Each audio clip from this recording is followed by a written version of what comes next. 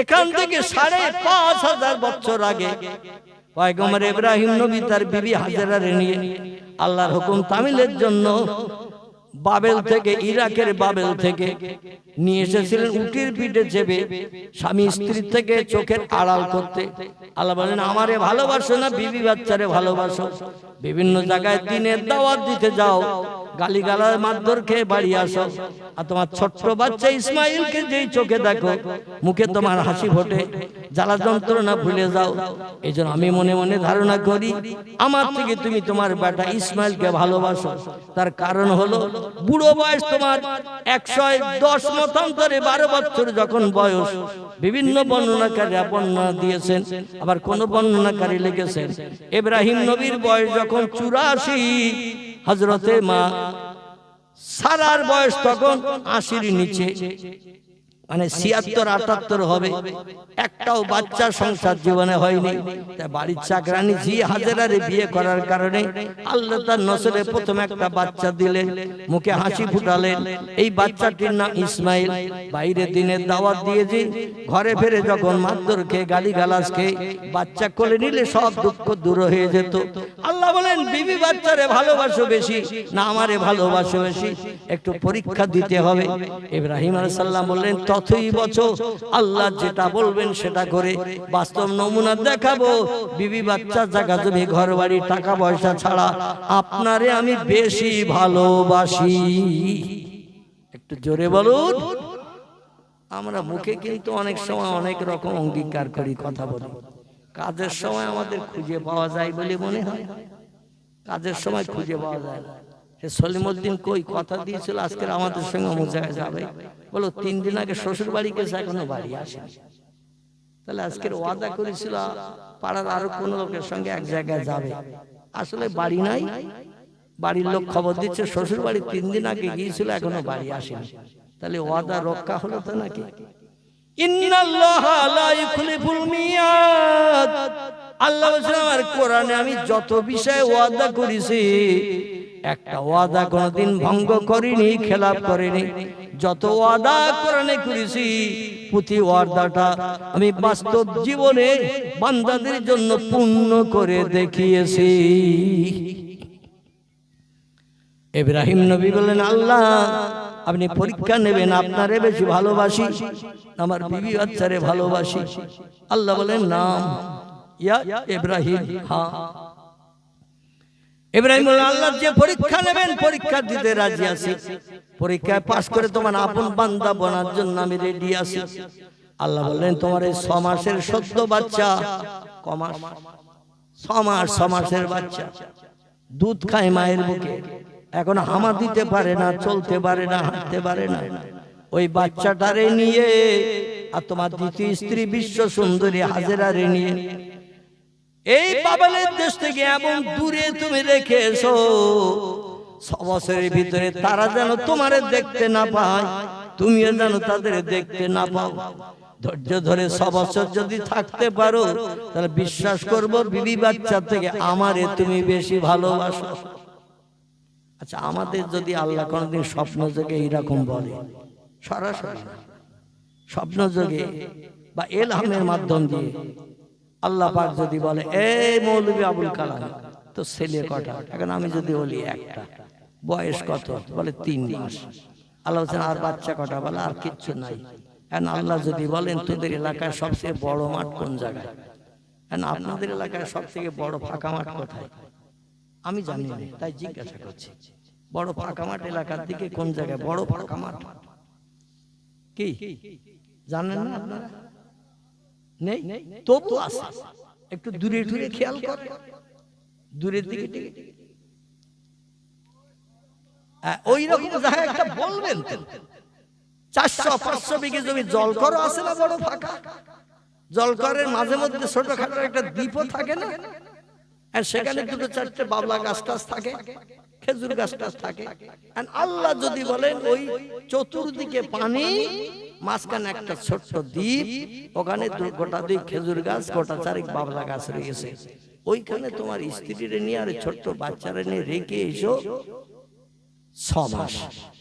কমাস ৬ বছর বললাম না, কিন্তু ৬ মাস। আচ্ছা আমি রাজি হব, আপনারা একটু মন দিয়ে বলেন আমি রাজি হব।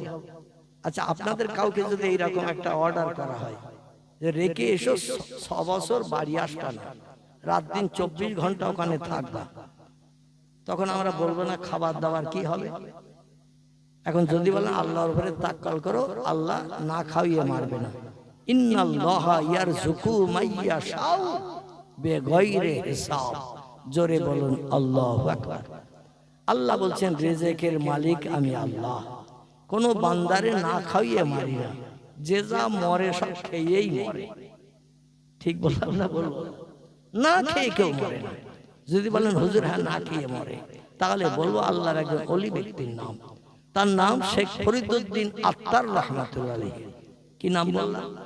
শেখ ফরিদউদ্দিন আত্তার রহমাতুল্লাহ আলাইহি। শেখ ফরিদ উনি 36 বছর জঙ্গলের ভিতরে একটানা এক জায়গায় বসে আল্লাহর ইবাদত বندگی করেছিলেন। আল্লাহ তারে না খাইয়ে মারেনি। জোরে বলুন একটু সুবহানাল্লাহ। গজনীর আব্দুর রহমান গজনবী রহমাতুল্লাহ আলাইহি, তিনি একটানা 45 বছর পৃথিবীতে সবথেকে বড় জঙ্গলের দেশ আমার ভাইরা আফ্রিকা, আফ্রিকা এই আফ্রিকার দেশের একটি বড় জঙ্গলের নাম আপনারা কম বেশি জানেন। জঙ্গলের নামটি হলো আমাজন। কি নাম বললাম? আমাজন জঙ্গল। হাজার হাজার হাজার হাজার একর বিঘে জমি মিলে জঙ্গল। দুনিয়ার সব দেশের জঙ্গলে যত জীবজন্তু আছে ওই জঙ্গলে সব দেশের জীবজন্তু ওখানে বাস করে। দুনিয়ার সব দেশে যত গাছপালা ওই জঙ্গলের ভিতরে সব গাছপালা পাওয়া যায়। এই জঙ্গলের ভিতরে একটানা 45 বছর একটা অর্জুন গাছের তলায় কিছু লতা পাতা ছিঁড়ে নিয়ে পাশার তলায় দিয়ে বসে আল্লাহর নামে জপ জিকির করেছেন। নামাজের সময় হলে নামাজ পড়েছেন 45 বছর ধরে। কত বছর? 45 বছর ধরে। আচ্ছা না খেয়ে কতদিন বাঁচা যাবে? কথা বলে না খেয়ে কতদিন বাঁচা যাবে? 2 দিন 3 দিন 4 দিন, ঠিক কি না? আল্লাহ পাক ইউনূস নবীকে টাইগ্রিস নদীর সাগরের পানির তলায় মাছের পেটের ভিতরে জিন্দা করে রেখেছিলেন 40 দিন 40 রাত একটানা। মাছ তারে খেয়েছে উদরের ক্ষুধা নিবৃত্তির জন্য। মাছের পেটের ভিতরে যে লোকটা ঢুকে যায় ও খাবার পায় না, পচে গলে মাছের খাদ্য হয়। মাছের পেটের ভিতরে যে থাকে সে পচে গলে মাছের খাদ্য হয়, পায়খানা করে বার করে দেয়, ঠিক কি না? 40 দিন 40 রাত ইউনূস নবীকে টাইগ্রিস নদীর পানির তলায় বড় তিমি মাছের পেটের ভিতরে আল্লাহ রেখেছিলেন। আল্লাহ রাখলেন যখন ইউনূস নবী, উনি শুধু একটু জপ করছেন সেই প্রভুর নাম, লা ইলাহা ইল্লা আনতা সুবহানাকা ইন্নী কুনতু মিনাজ জালিমিন। জোরে বলুন আল্লাহু আকবার। আরবি ভাষার তত্ত্ব হলো এই, নেই কোনো প্রভু আল্লাহ ছাড়া। মাছ যখন গিলে খেয়েছে সাগরের পানিতে নৌকা থেকে ফেলে দেয়া হয়েছে। আর একটা মানুষ যে নৌকা থেকে পড়ে গেছে নদী পার হতে, যে মানুষ ধাক্কা মেরে ফেলে দিয়েছিলেন ইউনূস নবীকে। আমি লম্বা ঘটনার কথার দিকে যাচ্ছি না। ফেলে দিল লোকজন তারে চোর সাব্যস্ত করে। নৌকা পাক খাচ্ছিল নদীর পানির উপরে। তাই একজন গণৎকার গণাপড়া করে বলে একটা চোর আছে নৌকা, এই জন্য নৌকা ওপারে যাচ্ছে না। মাছ ধরে এক ঘোলের পানিতে পড়েছে, নৌকা সমেত সব যাত্রী তলিয়ে মারা যাবে। বলে এরকম কাণ্ড কেন ঘটলো? গণৎকার গণাপড়া করে বলে এক চোর উঠেছে নৌকায়, তাই নৌকা ওপারে যাচ্ছে না। এখন নৌকার মাঝি বলল, কে চোর আছো? নাম বলো, কারণ এত মানুষ মারা যাবে তোমার জন্য, আমরা এটা পছন্দ করি না। নাম বলো, কে চুরি করে এসে নৌকায় উঠেছে। আচ্ছা আমরা যদি কিছু চুরি টুরি করে নৌকায় উঠি আর নৌকায় যদি অসুবিধা দেখা দেয়, জীবনে আমি স্বীকার করবো চুরি করে আমি এসেছি। একটু কথা বলে বাবা, লোকেরা বলে দেবে যে আমি চুরি করে এসেছি। আমরা কেউ স্বীকার করব না, কিন্তু পয়গম্বরেরা মিথ্যা কথা বলে না। ইউনূস বললেন আমি চোর। ও মাঝি ভাই কি হয়েছে বলো। বলে তুমি চুরি করে এই নৌকায় উঠেছে বলে খোলে নৌকা পাক খাচ্ছে, তলায় তলিয়ে যাবে। এই বিশাল লোকজন নিয়ে সবার প্রাণ নাশ হবে, কি চুরি করেছো বলো। বলে আল্লাহ আসমানে গজব পাঠাবে আমাদের দেশে, আমি সেটা ফেরেশতা কর্তৃক ইলহামের মাধ্যম দিয়ে খবর পেয়েছি। দেশে থাকলে জীবন নাশ হবে, আল্লাহর আসমানে গজব। ইন্না বাতশা রাব্বিকা লাশাদীদ, আল্লাহর আযাব গজব বড় ভয়ঙ্কর। কোন পৃথিবীর সৃষ্টি আল্লাহর গজবের সঙ্গে পাল্লা দিয়ে জয়ী হতে পারে না। ও মাকারু মাকারাল্লাহু আল্লাহু খায়রুল মাকিরিন, যত চালাকি করো যত বুদ্ধি ধরো, আমি আল্লাহ আমার উপরে চালাকি কেউ করতে পারবে না।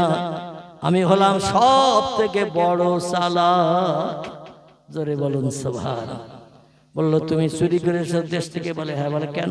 বলে আল্লাহর গজব আসবে, দেশে থাকলে আমিও গজবে পতিত হব, মারা যাব।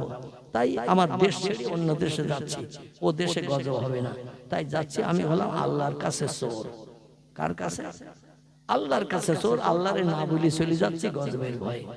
বলছে ওরে ঠেলে ফেলে দাও, নৌকা যাতে ওপারে চলে যায়। টাইগ্রিস নদী সবাই মিলে ধরে ফেলে দিল, নৌকা যাতে ঘোলের পাক থেকে উঠে কিনারায় পৌঁছতে পারে। যেই ফেলে দিল ইউনূস নবীকে, বড় মাছ এসে হা করে গিলে খেয়ে নিল। এক একটা তিমি মাছের খোরাক, সাগরের পানিতে এক একটা তিমি মাছের খোরাক লাগে 40,000 টন দৈনন্দিন খাবার লাগে। 40,000 টন। তাহলে মাছ কত বড়?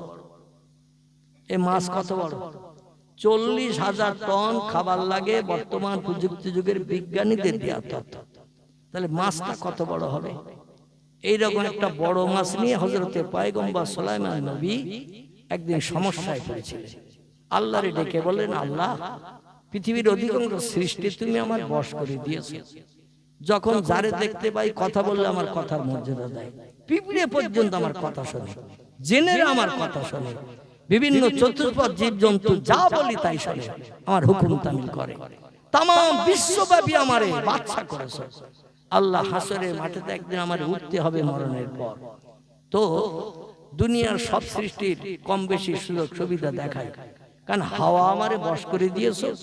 যখন আমি যেখানে যাওয়ার ইচ্ছা করি রাজ সিংহাসন উড়িয়ে নিয়ে হাওয়ার মাধ্যম দিয়ে চলে যাই।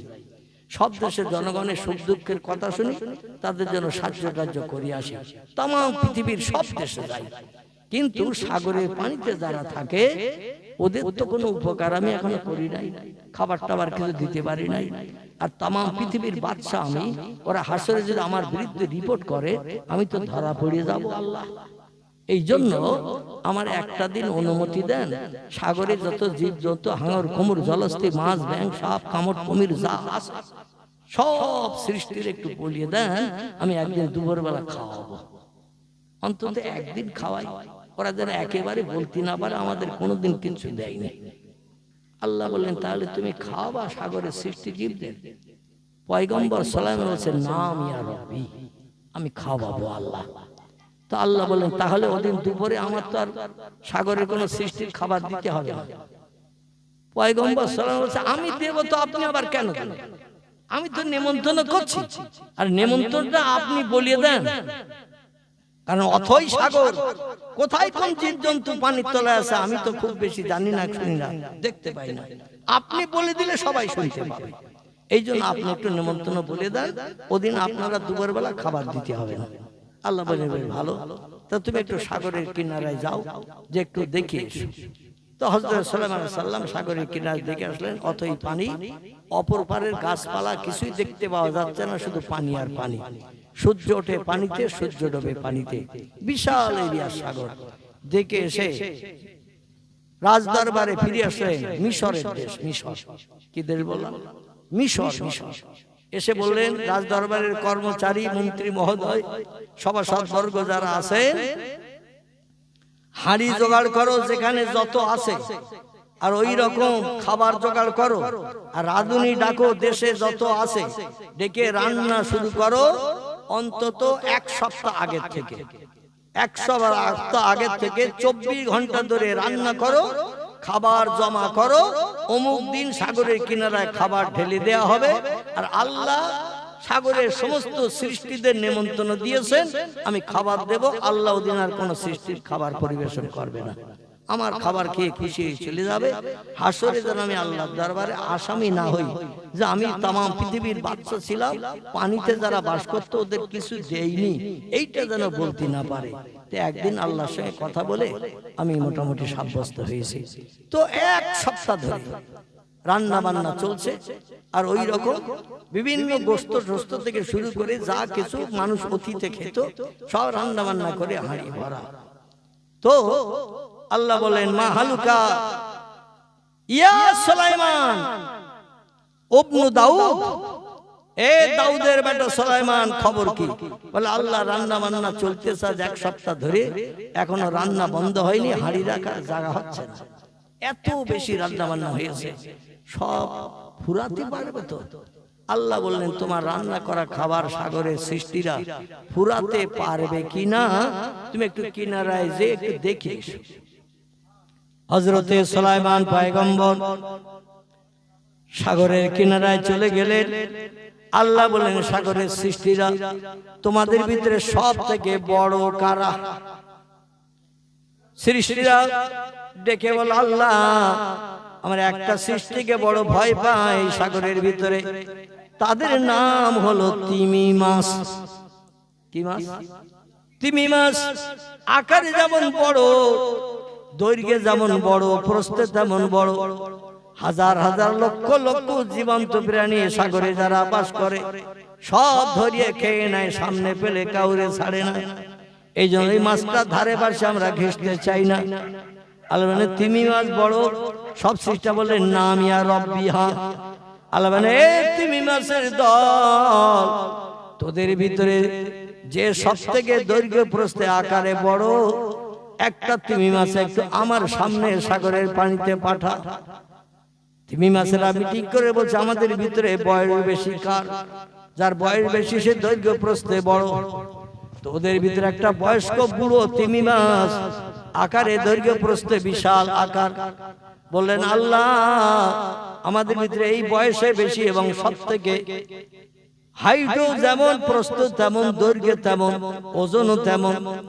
আল্লাহ বলেন, এই তুমি আমার পয়গম্বর একটু সাগরের কিনারে এসেছে, তোর দেহটা একটু দেখিয়ে দে, আগামীকাল সকাল থেকে রান্না করা খাবার সাগরের কিনারে ঢেলে দেবে, তোরা খেয়ে কলিজা ঠান্ডা করে নিবি, অন্য কোনো খাবার খাওয়ার দরকার হবে না, একটু তোর দেহটা পানির উপরে দেখিয়ে দে।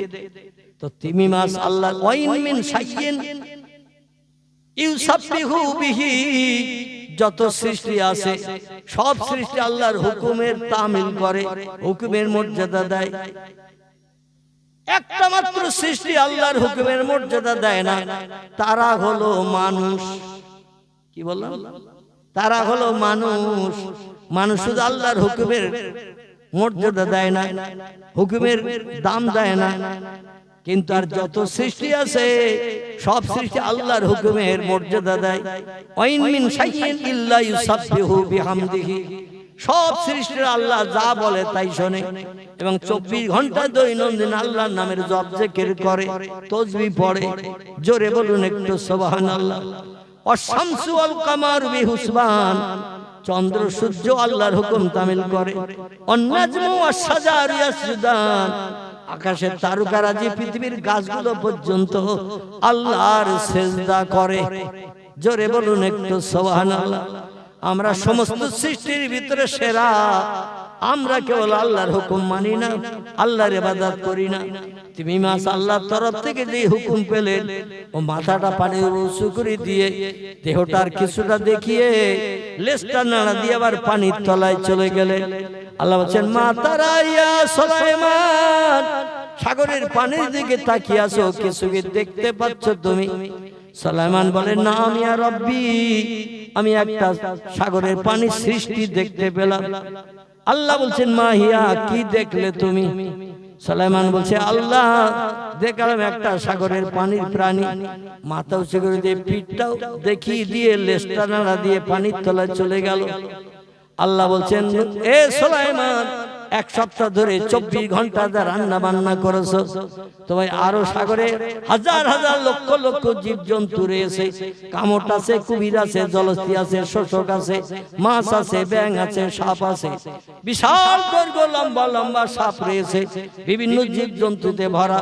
ডাঙায় যত সৃষ্টি বাস করে তার থেকে হাজার হাজার গুণে বেশি সৃষ্টি বাস করে পানিতে, কারণ মাটি কম পানি বেশি, এই জন্য পানির সৃষ্টি বেশি। জোরে বলুন একটু সুবহানাল্লাহ। আল্লাহ বলছেন যত রান্না করেছে এক সপ্তাহ ধরে সাগরের পানির সৃষ্টি জীবদের খাওয়াবে, আমার আর খাবার পরিবেশন করতে হবে না। যেটা দেখলে ও কতটা তোমার রান্না করা খাবার খাবে বলে মনে হয়। সলমান নবী তুমি মাছের চেহারা দেখে বলছে আল্লাহ কালকের দিন আসতে এখনো বাকি, আজকের বিকালবেলা এসেছে, রাত পইলে কালকের দিন খাবার দিতে হবে। আল্লাহ আজকের বিকালবেলা সাগরের এই জন্তুটা দেখে আমি বুঝলাম নেমন্তন্ন ফিরিয়ে নেন, কালকের আর খাবার পরিবেশন করব না। জোরে বলুন একটু সুবহানাল্লাহ। আল্লাহ বলছেন কি হয়েছে? বলছে ওই যে জন্তুটা একবার পানির উপরে উঠে মাথা উঁচু করে পিঠ দেখিয়ে লেন নাড়া দিয়ে চলে গেছে, আজ এক সপ্তাহ ধরে যা রান্না হয়েছে ও রান্না শুধু ওর কুলোবে না। জোরে বলুন একটু সুবহানাল্লাহ। আল্লাহ বলে ওই রকম তিমি মাছ কিন্তু লক্ষ লক্ষ কোটি কোটি আছে, তুমি একটা দিকে বলছো যা রান্না হয়েছে এক সপ্তাহ ধরে ওর কুলোবে না, তাহলে আজ সৃষ্টিজীবীরা কি না খেয়ে রোজা রাখবে নাকি? সরকার বলছে এই জন্যই তো বলছে আজকের বিকালবেলা নেমন্তন্ন ফিরিয়ে নেন, কালকে ওদের বলে দেন ওরা যেন তৈরি যে কোনো প্রকারে খায়, আমাদের খাবারের আশায় যেন না থাকে। জোরে বলুন একটু সুবহানাল্লাহ। তাহলে আল্লাহ পাক এই পৃথিবীতে কত সৃষ্টি বানিয়েছেন আমরা ধারণা করলে মগজ ঘুরে যাবে কিনা, মগজ ঘুরে যাবে। 40 দিন 40 রাত এইরকম একটা বড় মাছের পেটের ভিতরে ইউনুস নবী পানির তলায় থাকলো। বাংলা একটা প্রবাদ আছে, রাখে আল্লাহ মারে কে, মারে আল্লাহ রাখে কে। আল্লাহ পাক ইউনুস নবীর এই তাসবিহটা শুধু শুনলেন, লা ইলাহা ইল্লা আনতা সুবহানাকা ইন্নী কুনতু মিনাজ জালিমিন। এই তাসবিহটা মাছের পেটের ভিতরে থেকে পড়তে শুরু করেছে। খুব বেশি সময় বাঁচবো না, হজম হয়ে যাব, পায়খানা করে বার করে দেবে, তবে যত সময় আমার শ্বাস নিঃশ্বাস আছে আমি তোমার নাম ছাড়ার কারো নামের জপ করব না। জোরে বলুন একটু সুবহানাল্লাহ। আল্লাহ বলে আমার নামের জপ জিকির যারা করবে, আমার নামের তাসবিহ যারা পড়বে, আর আমি তাদের প্রাণ নাশ করাবো, আমি ওটা চাই না। আমি পৃথিবী বানিয়েছি আমার সৃষ্টি জীবদের দিয়ে আমার নামের তাসবিহ পাঠ করানোর জন্য। জোরে বলুন একটু সুবহানাল্লাহ। 40 দিন 40 রাত হয়ে গেল, সংক্ষেপ কথা। পরবর্তী বক্তা এসে গেছে, তিনি বক্তব্য রাখবেন ইনশাআল্লাহ। আমি যেটা বলতে চাইছি সেটা হলো এই 40 দিন 40 রাত পেরিয়ে গেল, মাছের পেটে যন্ত্রণা শুরু হলো। আমাদের যেমন পেট ব্যথা হয় না মাঝে মাঝে, পেট ব্যথার যন্ত্রণা শুরু হলো। মাছ বলে আল্লাহ কি বিপদে পড়েছে, পানির ভিতরে থাকতেও পাচ্ছে না, উপরে উঠেও স্বস্তি পাচ্ছি না। আল্লাহ বলে যদি সুস্থ হতে চাস, এই পেট ব্যথার যন্ত্রণা থেকে যদি বাঁচতে চাস, একটু সাগরের কিনারায় চলে যা। পেটের ভিতরে যেটা খেয়েছি ওটা তোর বদ হজম হয়ে গেছে, ও জীবনে তুই হজম করতে পারবি না, পায়খানা করে বার করতে পারবি না। স্বস্তি যদি পেতে চাস,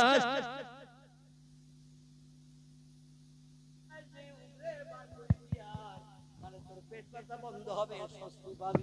জোরে বলুন একটু আমিন, জোরে বলুন একটু আমিন। তাহলে আল্লাহ পাক পানির তলাও 40 দিন 40 রাত কোন বান্দারে জিন্দা রাখতে পারেন না, পারেন না। কোরআনের কথা বিশ্বাস করেন না, করেন না। পয়গম্বর ইব্রাহিম নবীর জীবনী আল্লাহ কোরআনে কোট করে দিয়েছেন। 6 বছর কাল ছোট্ট বাচ্চারে নিয়ে এই মক্কা মুকাররমা ছিল তখন পাহাড়ি এলাকা, পাহাড়ি এলাকা, ঘর বাড়ি কিছুই ছিল না, শুধু পাহাড় আর পাহাড়, কোনো পানির ব্যবস্থা ছিল না, টোটাল মক্কা মুকাররমা মরুভূমি। ইব্রাহিম নবী উটের পিঠে করে বিবি আর বাচ্চারে নিয়ে ইরাকের বাবেল শহর থেকে 850 কিলোমিটারের মতো রাস্তা বর্তমান। এই পথ পাহাড়ের পর পাহাড় টপকিয়ে টপকিয়ে টপকিয়ে টপকিয়ে মরুভূমি শূন্য মরুদেশ পেরিয়ে পেরিয়ে মক্কা মুকাররমার চতুর্দিকে উঁচু পাহাড়, মাঝখানে একটা ফাঁকা জায়গা ফুটবল মাঠের মতো। পুকুরের পাড় দেওয়া, মাঝখানে পানি, পুকুর যেমন ওই রকম একটা ফাঁকা জায়গা, উঁচু পাহাড় চতুর্দিকে গোল করে বানানো, মাঝখানে ফাঁকা জায়গা, যেটা বর্তমান হলো মাতব, যাকে বলা হয় মাতব। হাজিরা যেখানে তপ করে, এই জায়গাটা ফাঁকা জায়গা। যদি বেশি হয় 8-10 বিঘার মতো জমি হবে, আমি আন্দাজে বলছি। 1-8 বিঘা কম হতে পারে, বেশি হতে পারে, কারণ 730 দা পায়ে হাঁটলে পুরো চাতলটা ঘোরা যায়। ভিতরে কতটা জমি পড়বে আপনারা ফিতে মাপলেও মাপতে পারবেন। এইখানে ইব্রাহিম নবী পাহাড়ের ভিতরে নিয়ে নেমে এসে বিবি বাচ্চারে রেখে দিয়ে এবার চলে যাচ্ছেন দেশে। স্ত্রী বলছেন, আইনা তাযহাবিয়া জাওজি, যাচ্ছেন কোথায়? উনি মুখে ভাষা ব্যবহার করতে পারছেন না, মানে বড় কষ্ট লাগছে। সদ্যজাতা 6 মাসের বাচ্চা, আর বিবিকে রেখে, নতুন বিবি, দ্বিতীয় স্ত্রী, তারে রেখে চলে যাচ্ছে। এখন কি হবে তাদের উপায় তো জানি না। আল্লাহর পয়গম্বর মুহাম্মদ রাসূলুল্লাহ যে বাচ্চাটার ঔরসে এই পৃথিবীতে জন্মগ্রহণ করেছেন, জোরে বলুন একটু সুবহানাল্লাহ। ইসমাইল নবীর বংশে একটাই মাত্র পয়গম্বর এসেছে পৃথিবীতে, তিনি হলেন মুহাম্মদুর রাসূলুল্লাহ। আর ইসমাইল নবীর আরেকটা ভাই ছিল পৃথিবীতে, হযরতে সারার বেটা, তার নাম ছিল ইসহাক। ইসহাকের বংশে আল্লাহ পাক 70,000 পয়গম্বর পৃথিবীতে পাঠিয়েছেন, ঈসা রুহুল্লাহ পর্যন্ত। জোরে বলুন একটু সুবহানাল্লাহ। ইসহাকের বংশে নবী এসেছেন 70,000, আর ইসমাইলের বংশে নবী এসেছেন একজন। 70,000 পয়গম্বরের মর্যাদা দাড়ি পাল্লার একদিকে যদি চাপানো হয়, নবীর মর্যাদা সাধারণ মানুষের থেকে বেশি না কম? বেশি। এই 70,000 নবীর মর্যাদা যদি দাড়ি পাল্লার একদিকে চাপানো হয়, আর ইসমাইলের বংশে একজন পয়গম্বর এসেছে, দ্বিতীয় কোন পয়গম্বর আর আসে নাই। আর এই পয়গম্বর এসে নবীদের খাতা খতম করে দিয়েছেন, কিয়ামত পর্যন্ত আর কোন পয়গম্বর ওই বংশে আসবেও না। এখন এই পয়গম্বরের মর্যাদা যদি দাড়ি পাল্লার আর একদিকে চাপানো হয়, মণিকাটা ভারিত্বের কারণে ঝুঁকে যাবে কোন দিকে? একদিকে একজন, একদিকে 70,000। একের দিকে ঝুঁকবে নাকি? কিভাবে বললেন? আমি যদি 10 কেজি একদিকে চাপাই আর 1 কেজি আর একদিকে চাপাই, তাহলে ঝুঁকবে কোন দিকে মণিকাটা? আমি যে হিসাবটা বলছি সেই হিসাবটা বলে। 10 কেজি যদি একদিকে চাপাই আর 1 কেজি যদি আর একদিকে চাপাই, তাহলে মণিকাটা ঝুঁকে যাবে 1 কেজির দিকে না 10 কেজির দিকে? কারণ ভার বেশি, ভার বেশি 10 কেজি, 10 কেজির দিকে ঝুঁকবে। দুনিয়ার মালের হিসাব করলে হবে না, দুনিয়ার বাটখারার হিসাব করলে হবে না। মর্যাদা দিক থেকে সবথেকে সেরা মর্যাদা হলো আমাদের পয়গম্বর মুহাম্মদ রাসূলুল্লাহর। জোরে বলুন সুবহানাল্লাহ। এই জন্য 70,000 পয়গম্বরের মর্যাদা দাড়ি পাল্লার একদিকে যদি চাপানো হয়, আর আমাদের পয়গম্বরের মর্যাদা যদি দাড়ি পাল্লার আর একদিকে চাপানো হয়, আমাদের পয়গম্বরের দিকে মণিকাটা একেবারে টোটাল নিচের দিকে ঝুঁকে ওই 70,000 পয়গম্বরের মর্যাদা ভারিত্ব উপরের দিকে তুলে যাবে, দাড়ি কাটার পাল্লার সমান। জোরে বলুন একটু আমিন। তার কারণ লাউলা কালামা খলাকতুল আফলাক, আল্লাহ বলেন কোন পয়গম্বর আমি বানাতাম না যদি সৃষ্টির পূর্বে মুহাম্মদ রাসূলুল্লাহকে না বানাতাম। যত কিছু পয়গম্বর পৃথিবীতে এসেছে সব পয়গম্বরকে আমি মুহাম্মদ রাসূলুল্লাহ নূর দেখিয়ে তারপরে পৃথিবীতে পাঠিয়েছি। সব পয়গম্বর হাসরের মাঠে নিজের জন্য দাঁড়িয়ে থাকবে, ছটফট ছটফট করবে। উম্মতের এসে বলবে সূর্যের রৌদ্র সহ্য করতে পারছি না, রাত আর হয় না, শুধু দিন আর দিন। আল্লাহর কাছে যেয়ে বলুন আল্লাহ যেন আমাদের হিসাব নিকাশটা একটু তাড়াতাড়ি করে দেয়। জান্নাত হোক আর জাহান্নাম হোক, মাঝখানে এই হাসরের মাঠে দগ্ধ সহ্য করতে পারছি না, একটু বলেন আল্লাহ আমাদের হিসাবটা একটু তাড়াতাড়ি করে দিন। পয়গম্বররা বলবেন আমাদের পক্ষে আল্লাহর কাছে যে তোমাদের হয়ে বলা সম্ভব হবে না, যেতে পারবো না। কারণ আল্লাহ কাহার নাম নিয়ে, জাব্বার নাম নিয়ে বিচার শুরু করেছে, রাগান্বিত মেজাজ নিয়ে। আমি গেলে আল্লাহ হয়তো আমারে ধরে বলবে, আমারে কৈফিয়ত করবে। ভয়ে এখন যাব না, কিন্তু একজন ব্যক্তি ভয় করবেন না, তিনি হলেন সাইয়্যিদুল আম্বিয়া, রাহমাতাল লিল আলামিন, খাতামান নবিয়্যিন, শাফিউল মুজনাবিন। तमाम গুনাহগার উম্মতে মুহাম্মাদীদের জন্য হাশরের মাঠে শাফাত করবেন যিনি, তিনি বলছেন লা ইয়াদখুল জান্নাহ, আমি মুহাম্মদ রাসূলুল্লাহ তত সময় পর্যন্ত জান্নাতে ঢুকবো না, জান্নাতের হুরগিলে বাঁধবে নিয়ে এক জায়গায় বসে আনন্দ ফুর্তি করব না, গল্প গুজব করব না, ভালো মন্দ খাবো না। ইহা তাকে এ উম্মতি মুহাম্মাদের শোনো, আমি মুহাম্মদ রাসূলুল্লাহ বলছি, আমার একটা গুনাহগার উম্মত যত সময় জাহান্নামের আগুনে দগ্ধ হবে তত সময় জান্নাতে ঢুকবো না। টোটাল উম্মত যে লোকটি সারা জীবনের ভিতরে একটা বার পড়েছে লা ইলাহা ইল্লাল্লাহ মুহাম্মাদুর রাসূলুল্লাহ, সারা জীবনের ভিতরে একটা বার যে লোকটি পড়েছে, ওই লোকটির জাহান্নামের আগুন থেকে অপরাধ বেশি করেছে, সওয়াব কম করেছে, জাহান্নামের আগুনে দগ্ধ হচ্ছে, ওই লোকটাকে জাহান্নাম থেকে টেনে বার করে আল্লাহর জান্নাতে না ঢোকানো পর্যন্ত লা ইয়াদখুল জান্নাহ, আমি মুহাম্মদ রাসূলুল্লাহ বেহেশতের ভিতরে ঢুকবো না, সুখ ভোগ করব না। জোরে বলুন একটু সুবহানাল্লাহ। কোন নবী যেদিন দায়িত্ব নেবে না, আমাদের পয়গম্বর সেদিন দায়িত্ব নেবেন আমাদের, আমরা সেই নবীর উম্মত। তাহলে মরণের দিন পর্যন্ত সেই নবীর আদর্শ আমাদের মেনে চলা ভালো হবে না খারাপ হবে? আমার যুবক ভাইদের কাছে অনুরোধ রাখছি, শুধু এই জলসা দিলে কিন্তু পার পেয়ে যাবেন না। এ সাল্লে আলা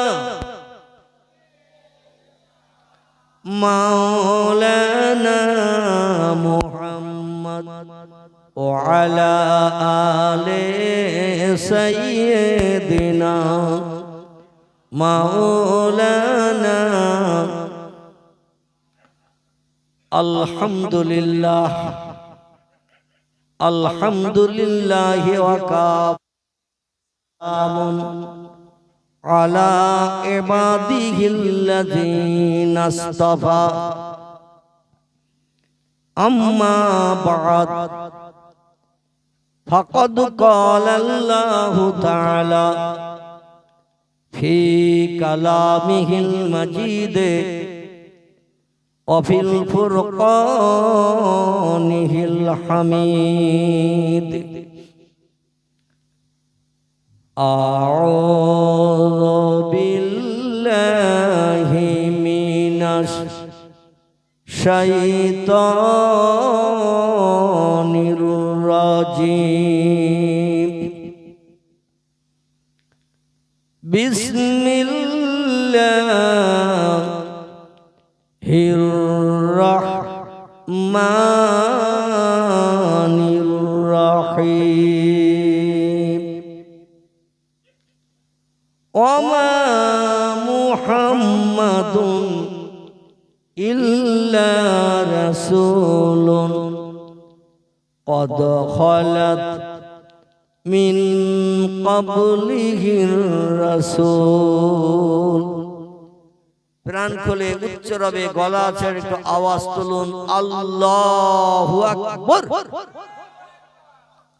আমি তো দেখে আসলাম মসজিদের সামনে ওখানে তাওয়ারুক ভালোই হচ্ছে, মানে দু এক জায়গায় তাওয়ারুক গোশবিহীন হয়, তো দেখলাম গ্রামে গোশ অটোমেটিক রান্না হয়েছে বাথটবের ভিতরে। তো গোশের সঙ্গে যখন তাওয়ারুকের ব্যবস্থা আছে, আওয়াজ তো এরকম স্লো হওয়া উচিত নয় নাকি? বাংলা একটা প্রবাদ আছে, লাভে লোহা পাওয়া যায়, বিনা লাভে তুলোর বস্তা কেউ মাথায় নিতে চায় না। গোশের সঙ্গে যখন তাবারুকের ব্যবস্থা, আর গোশ মানুষের প্রিয় খাবার বাঘের মতো, বাঘের যেমন প্রিয় খাবার মাংস, গোশ মানুষেরও তেমন প্রিয় খাবার গোশ বা মাংস। এই গোশ না দিলে কোন ব্যক্তি বাড়ি যেয়ে আত্মীয়ের সুনাম করবে না দুর্নাম করবে? বলে অনেক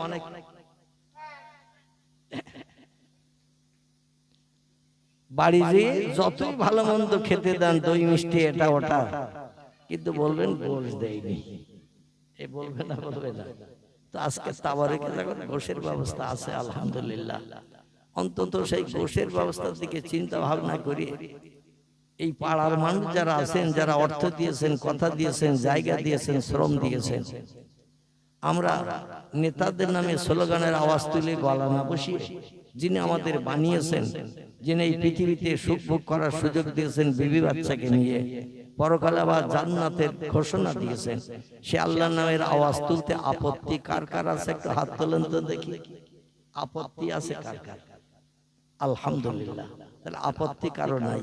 তাহলে আর একটা বার একটু উচ্চ রবে গলা ছেড়ে আওয়াজ দিতে হবে। মনে করুন আল্লাহু আকবার শব্দের এই আওয়াজটা জীবনের শেষ আওয়াজ। কিসের? জীবনের শেষ আওয়াজ। কাল সকালবেলা নাও বেঁচে থাকতে পারি, যদি বলেন হুজুর বেঁচে থাকবো, তাহলে হাত তুলে একটু সার্টিফিকেট দেখান যে আমি কাল সকালে বেঁচে থাকবো। তুলতে পারবেন কেউ? আল্লাহ রাতের বেলা ঘুমের ঘোরও প্রাণনাশ করে না? করে না? ঘুমের ঘোরও প্রাণনাশ করে না। এই বলতে বলতে আমার একজন আত্মীয় খালা শাশুড়ি হয়, গতকাল রাত্রে শুয়ে পড়েছে, সকালবেলা দরজা খুলে দেখে রাতে কখন মরে গেছে কেউ জানে না। বলতে পোতা গেলাম এই কাছাকাছি না, হ্যাঁ খোঁজ নেবেন। আজকেরই সম্ভবত রাতের বেলা জানাজা হবে তার। তো আপনাদের এখানে প্রোগ্রাম, আমার স্ত্রী চলে গেছে, আমি আর যেতে পারি নাই, কারণ প্রোগ্রাম আছে তাই। যাই হোক, তো রাতের বেলা খেয়ে দিয়ে শুয়ে পড়েছে, সকালে আর ঘুম ভাঙেনি। এরকম ঘটনা অনেকের ঘটে না? ঘটে না? বাড়ির থেকে সকালবেলা খেয়ে দিয়ে বিবি বাচ্চার সঙ্গে দেখা সাক্ষাৎ করে চলে যাচ্ছে কোনো কাজে, 10 কিলোমিটার 20 কিলোমিটার দূরে, ভবানীপুরে মোড় থেকে চলে যাচ্ছে মনে করুন মোটরসাইকেলে কিংবা কোনো গাড়িতে, গাড়ির চাকা খুলেও খালে পড়ে না? পড়ে না? পুকুরে পড়ে না? পড়ে না? মোটর বাইকে যেতে অনেক সময় বাসের চাকার তলায় পিষ্ট হয় না? হয় না? হয় কি না? তাহলে বাড়ি আর ফিরবে, এ সার্টিফিকেট আছে? আল্লাহ কোরআনে বলছেন, এ দুনিয়ার মানুষ তোমরা শোনো, ফাইজা জাআ আজালুহুম লা ইস্তাখিরুনা সাআতাও ওয়ালা ইস্তাকদিমুন। একটু চিল্লিয়ে বলুন আল্লাহু আকবার, আর একটু গলা ছেড়ে বলুন আল্লাহু আকবার। কোরআনের কথা সত্য, আপনারা সকলে স্বীকৃতি দিলেন, সত্য কথা শুনবেন। সত্য কথা শোনার পরে সত্য কথা যার, তিনি হলেন আল্লাহ সুবহানাহু ওয়া তাআলা। তার নামের আওয়াজ দিতে আপত্তি থাকা মুসলমানদের উচিত নয়, ঠিক কি না? এই জন্য একটু আওয়াজ দেবেন। সেই খোদার কসম, পয়গম্বর মুহাম্মদ রাসূলুল্লাহ জবানি সারা জীবনে যদি একটা বার আপনি আল্লাহু আকবার ধ্বনি তোলেন, আল্লাহু আকবার শব্দটা হলো আরবি ভাষা, এর বাংলা অর্থ হলো আল্লাহ মহান, আল্লাহ শ্রেষ্ঠ, আল্লাহ বড়। আচ্ছা, আল্লাহর উপরে বর্তমান বিজ্ঞানের যুগে আরো অনেকে বড় আছে তো নাকি? নেই? বিজ্ঞান আছে, ইঞ্জিনিয়ার আছে, ডাক্তার আছে, মাস্টার আছে, এরা কেউ বড় টড় না। বর্তমানে বড় নাই, ভবিষ্যতেও বড় কেউ হবে না।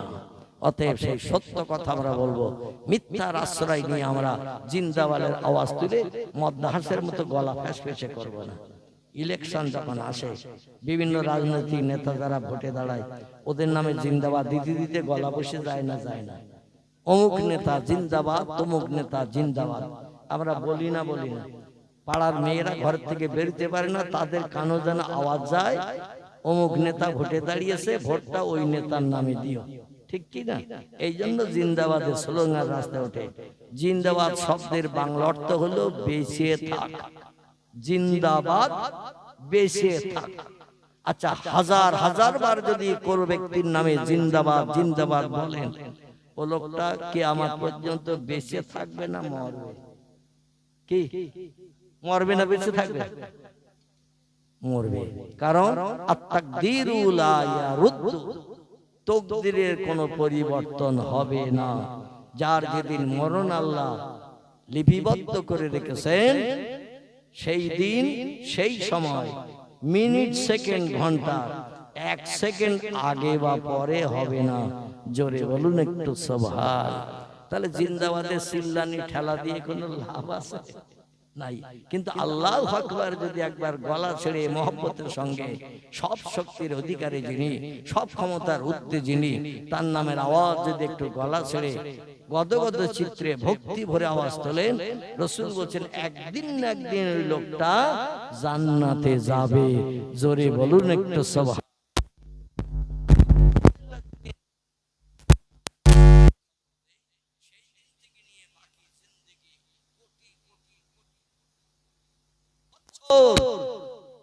তার কাছ থেকে জান্নাতের সুখ আর কেউ কেড়ে নেবে না। কারণ লা ইয়ামুতু, মরণ কোনদিন জান্নাতীদেরও হবে না, এবং জাহান্নামের আগুনে যারা পুড়বে এদের আগুনে পুড়ে দগ্ধ হলো মরণ হবে না।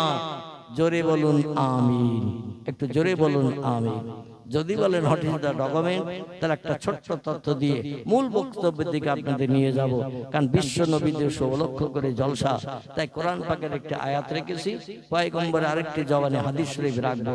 তবে জাহান্নামীরা পড়বে কিন্তু তাদের মরণ হবে না। আল্লাহ কোরআনের সূরা বাকারায় বলছেন, কুল্লামা নুদিজাত জুলুদুহুম বাদদালনাহুম জুলুদান গায়রাহা লিয়াযুকুল আযাব। জোরে বলুন একটু আমিন। আল্লাহ বলছেন, দুনিয়ায় যে আগুন পাঠিয়েছি রান্না বান্না করে কাঁচা জিনিস সিদ্ধ করে খাওয়ার জন্য, এই আগুনের ক্রিয়াটা হলো জাহান্নামের আগুনের 70 ভাগের 1 ভাগ। কত ভাগ? 70 ভাগের 1 ভাগ আমি নরমাল করে পৃথিবীতে মানুষের কাঁচা জিনিস সিদ্ধ করে খাওয়ার জন্য পাঠিয়েছি। তাও সরাসরি জাহান্নামের আগুন পাঠাই নাই, আমি আগুনটা পাহাড়ের পাথরে নিক্ষেপ করেছি, আর পাথরে পাথরে ঘর্ষণ করে চকমকি বার করে বান্দারা আগুন জ্বালায়। মানে এইভাবে বাগানদারদের আগুন জ্বালানোর জন্য আমি নরমাল পন্থা দিয়েছি। আচ্ছা, দুনিয়ার এই আগুন কড়া না শক্ত, কঠিন না নরম? কঠিন।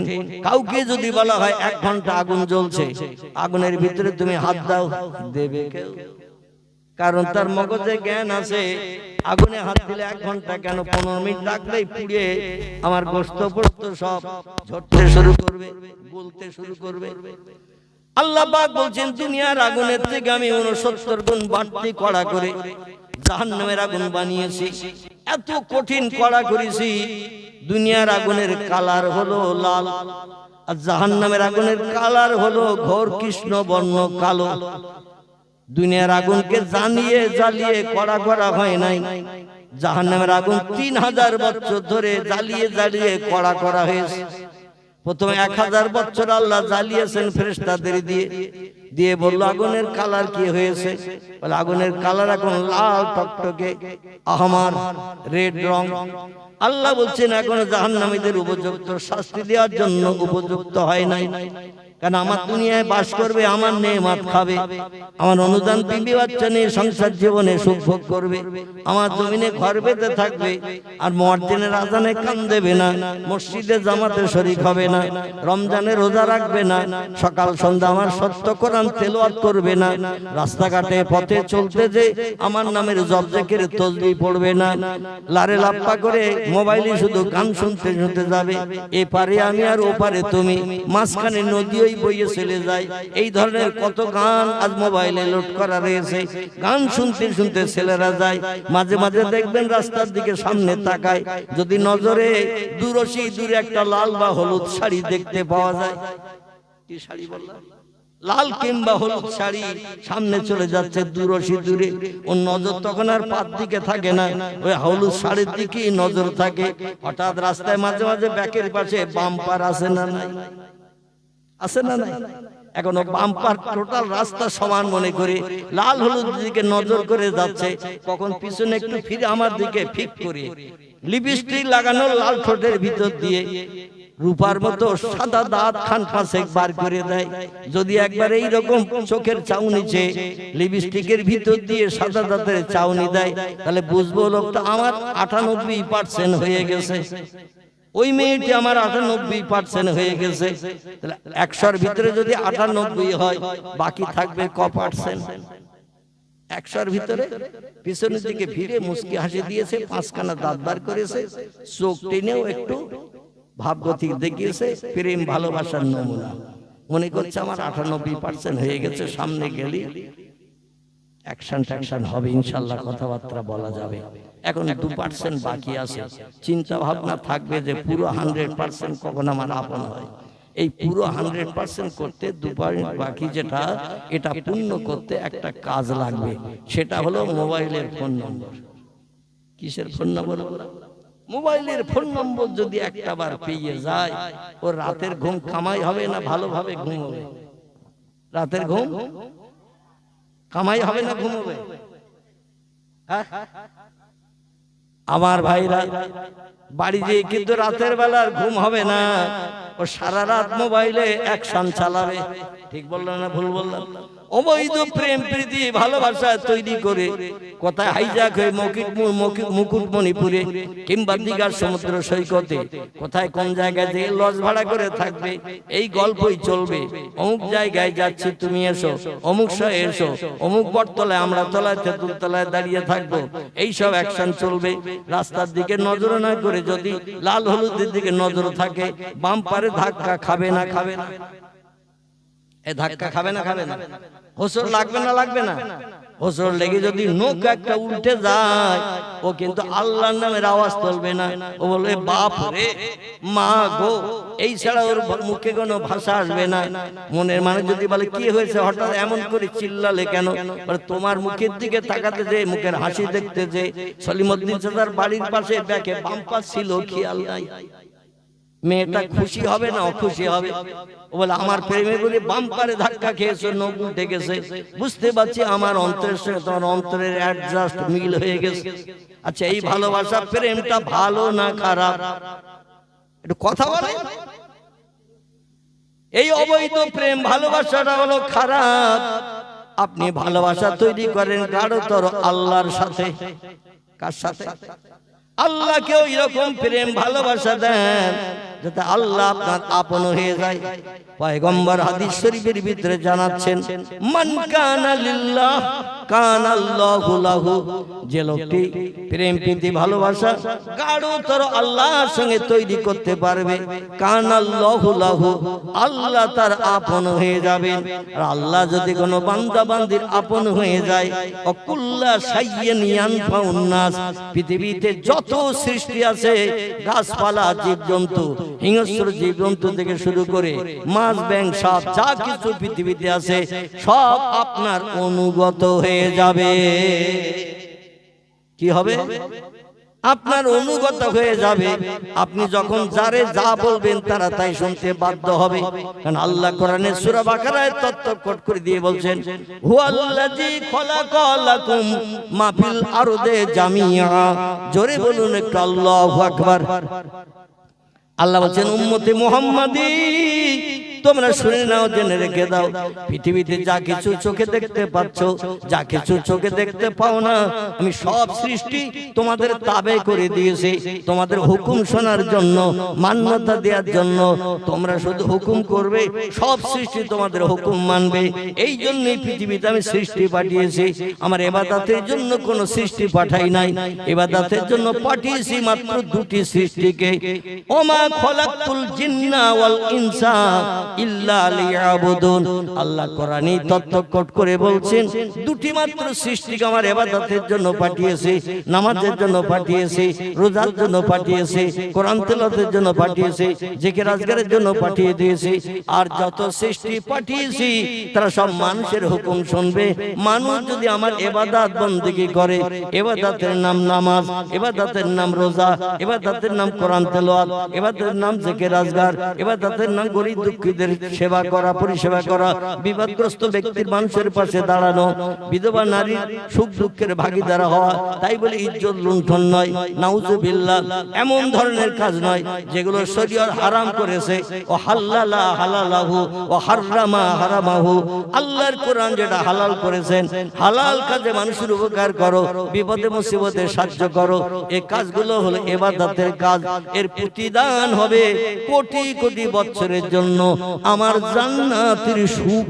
জোরে বলুন একটু সুবহানাল্লাহ। আল্লাহ বার কোরআনে কোট করে জানিয়ে দিয়েছেন, ইন্নামা হাররামাল্লাহু আলাইকুমুল মাইতাতা ওয়াদ-দামা ওয়াল লাহমাল খিনজির। আল্লাহ কোরআনে বলছেন, ও উম্মতি মুহাম্মাদিরা তোমরা শোনো, আমি পৃথিবীতে তোমাদের জন্য কিছু জিনিস, কিছু কাজ হারাম করে দিয়েছি। তোমরা খবরদার মরা পশুর গোশত যেন খাবে না। মাইতাতা, মরা পশুর গোশত যেন খাবে না। জিন্দাবস্থায় জবাই করলে হালাল, আর মরে যাওয়ার পরে জবাই করলে ওটা হারাম হারাম হারাম। মরা পশুর গোশত খাওয়া তোমার জন্য হারাম করেছে। অল দামা প্রবাহিত রক্ত যেন তোমরা গালে দিয়ে খাবে না। অনেকে দেখবেন হাত পায়ে কোনো জায়গায় যদি ফ্র্যাকচার হয়, কেটে যায়, সঙ্গে সঙ্গে গালে দিয়ে চষে, বলে কি চুষতেছিস? বলে দামি রক্ত বেরিয়ে যাচ্ছে তাই চুষে খাচ্ছি। শরীয়তে রক্ত খাওয়া হারাম, আল্লাহ কোরআন নিষিদ্ধকরণ করেছে। আল্লাহ কোরআনে বলেন আল্লাহ হামাল খিনজির, আমি চতুষ্পদ জন্তুর মতো দেখতে একটি জন্তু, নাম হলো তার ছাগল। ছাগল ছাগল ছাগল দেখতে যেমন, শূকরও দেখতে অবিকল দেখবেন তেমন। ছাগলে যেমন ছোট লেজ, শূকরে তেমন ছোট লেজ। ছাগলে যেমন ছোট দুটো কান, শূকরে তেমন ছোট দুটো কান। ছাগলের যেমন দুটো চোখ, শূকরে তেমন দুটো চোখ। ছাগলের গায়ের মেকার কালারটা যেমন, প্রায় শূকরের গায়ের মেকার কালারটা তেমন। ছাগল যেমন দুল দিলে হয়, শূকরও তেমন দুল দিলে হয়। কিন্তু ছাগলের থেকে তার একটা কাঠিন একটু আলাদা, সেটা হলো মুখের কাঠিনটা। মুখের কাটিংটা একটু আলাদা। তাছাড়া দূর থেকে দেখলে শূকর কি ছাগল, দূর থেকে দেখলে বুঝতে পারবেন না। আল্লাহ বলেন দেখতে অবিকল ছাগলের মতো, গোশত লাল টকটকে পাকা তরমুজের মতো। শূকরের গোশতের ভিতরে হাফ ইঞ্চি মোটা, চামড়ার গায়ে চর্বি থাকে। এত চর্বি কোনো পশুর গায়ে থাকে না। কাটলে মনে হয় পাকা তরমুজ কাটা হয়েছে, দেখলে মনে হবে না জানি টেস্ট কত হবে। আল্লাহ বলেন দেখতে ভালো হলো, আশ্চর্য যদিও ভালো লাগবে কি খারাপ লাগবে আমি তো বলতে পারবো না, কারণ জীবনে ধারে পাশেও যাইনি, খাইনি। তবে কলকাতা যখন পড়তাম 1983-84 সালের কথা বলছি, 1983-84 সাল কলকাতা আলিয়া মাদ্রাসায় যখন পড়তাম, বিকালবেলা একটু মাদ্রাসা থেকে ছুটি নিয়ে ওই ধর্মতলা মনুমেন্ট গড়ের মাঠের দিকে একটু বেড়াতে যেতাম। নিউ মার্কেটের ভিতর দিয়ে একটা গলিপথ ছিল, সাইড দিয়ে ঘুরে যেতে গেলে অনেক ভর্তি হতো, মানে নাক বেড দিয়ে ঘাট ধরার মতো, ঘাট বেড দিয়ে নাক ধরার মতো। কিন্তু এই ভিতর দিয়ে গলিপথ দিয়ে গেলে সামনে গেলেই গড়ের মাঠ দেখতে পাওয়া যেত। গড়ের মাঠ বলেন তো ধর্মতলা এসপ্ল্যানেড, এই দিকে একটু যেতাম মাঝে মাঝে। তো ওই নিউ মার্কেটের ভিতর দিয়ে যেতে গেলে একটা জায়গা আছে, পাখি বিক্রি হয় আর শোরের গোশত বিক্রি হয়। কি বিক্রি হয়? শূকর। শূকর শূকরের গোশত এইরকম সামনে রেখে দিয়েছে, পথ দিয়ে গেলে বাম পাশে পড়বে, ডান পাশে পড়বে, দেখলে মনে হয় যন্ত্র এক কেজি কানে কিনে নিয়ে যাই। এত সুন্দর কালার, এত চর্বি, না জানি রান্না করলে খেতে কত ভালো লাগবে। কিন্তু মনের ভিতরে হলো আমরা খেতে পারবো, একটু কথা বলে খেতে পারবো না।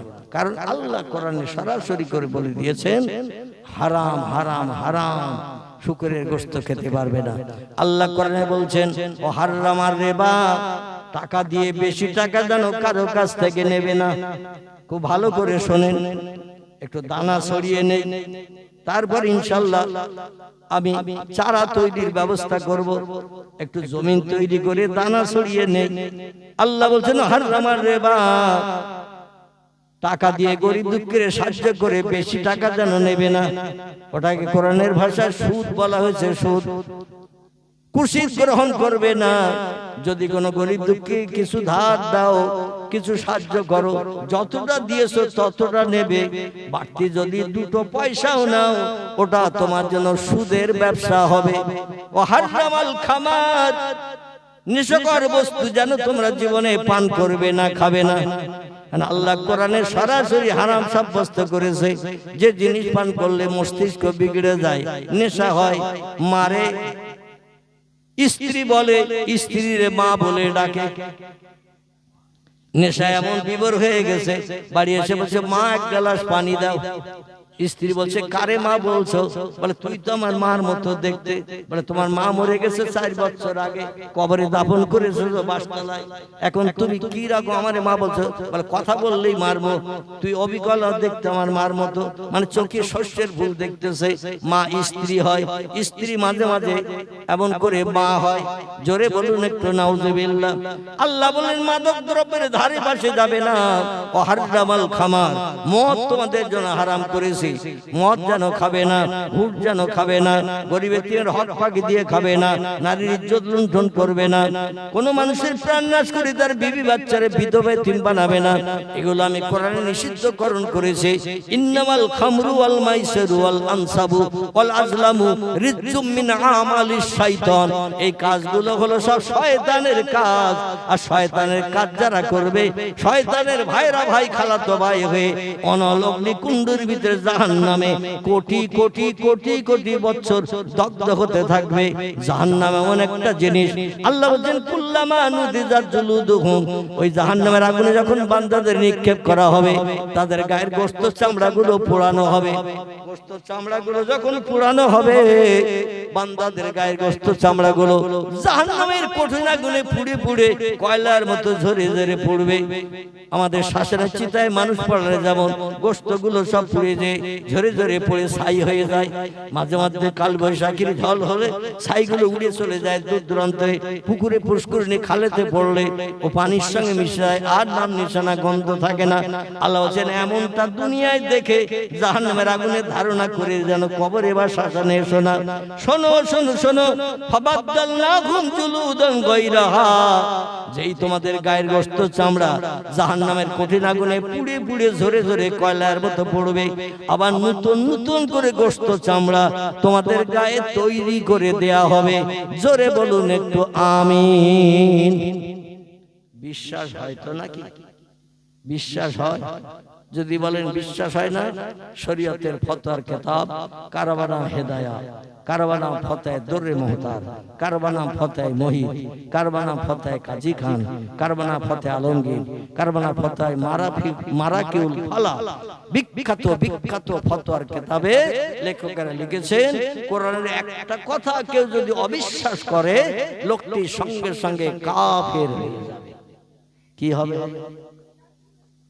আল্লাহ ইতিকাফে নিয়ত করেছেন মনে হচ্ছে আপনারা, মানে আমি জিজ্ঞাসা করলেও কথা বলবেন না, এতে জজবা তৈরি হবে না, আল্লাহর রহমত আসবে না। এই জন্য একটু কথার প্রতি উত্তর দিতে হবে, জজবা তৈরি হবে, আল্লাহর রহমত পাওয়া যাবে। আল্লাহ বলছেন ফাবাদদালনাহুম জুলুদান গায়রাহা, নতুন নতুন গোশত চামড়া জাহান্নামী বান্দাদের গায়ে আগুন দিয়ে পোড়ানোর কারণে ঝরে পড়লে আবার তৈরি করে দেয়া হবে।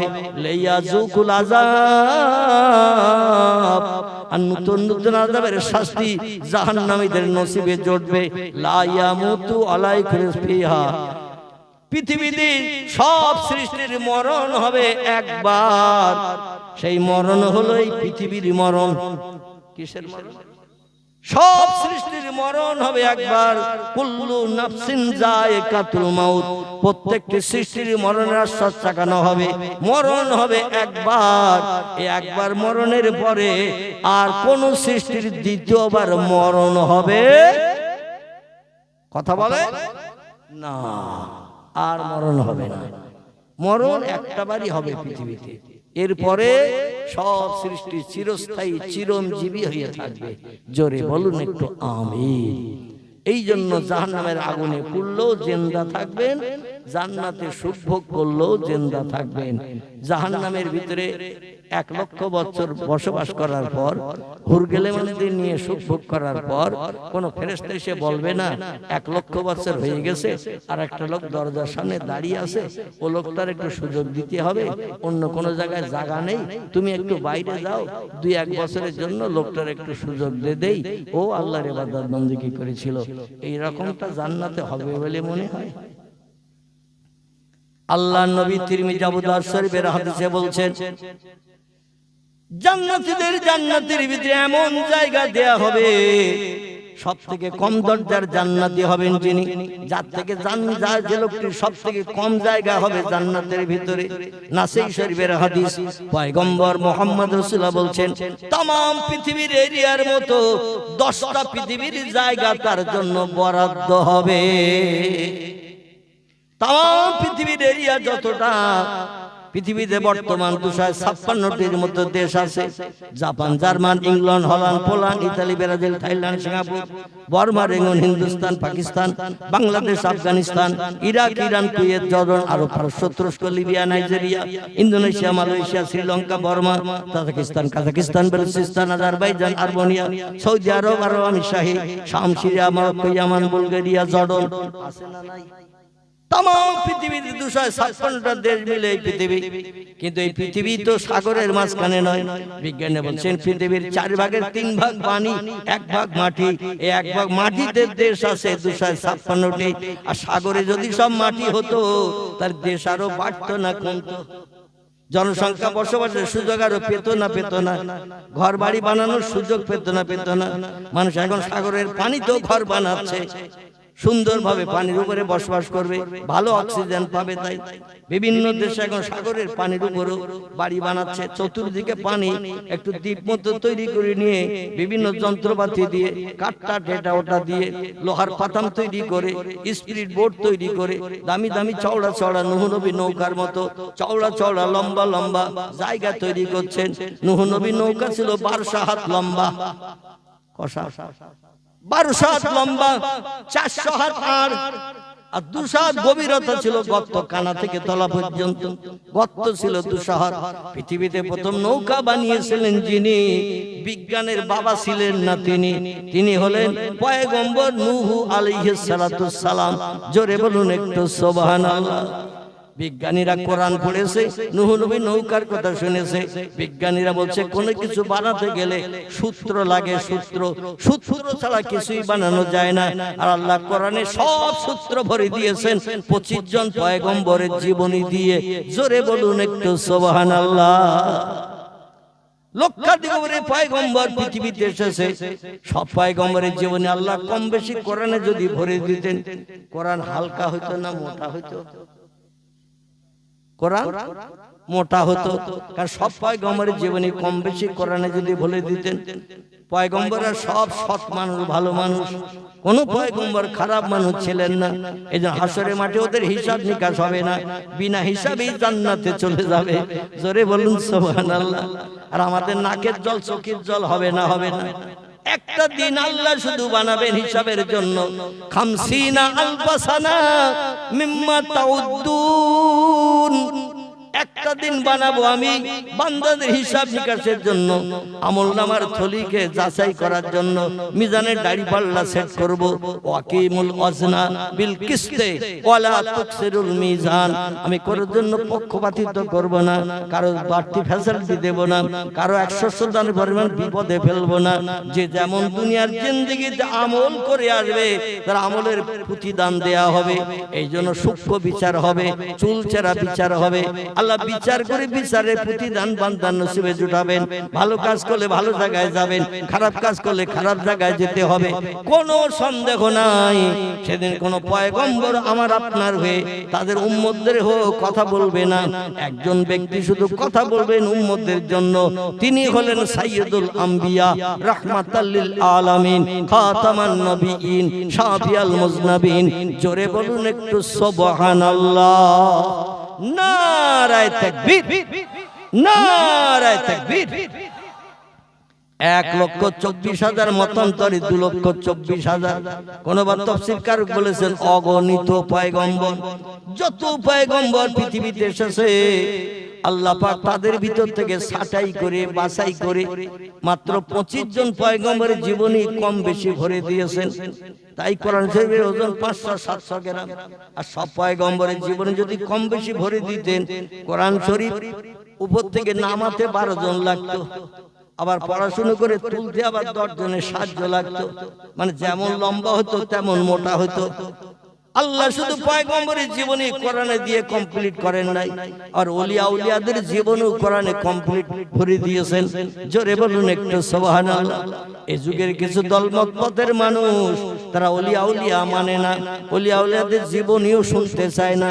তারা বলে হুজুর ভুল বকাবকি শুরু করেছে, পাগলামি শুরু করে দিয়েছে।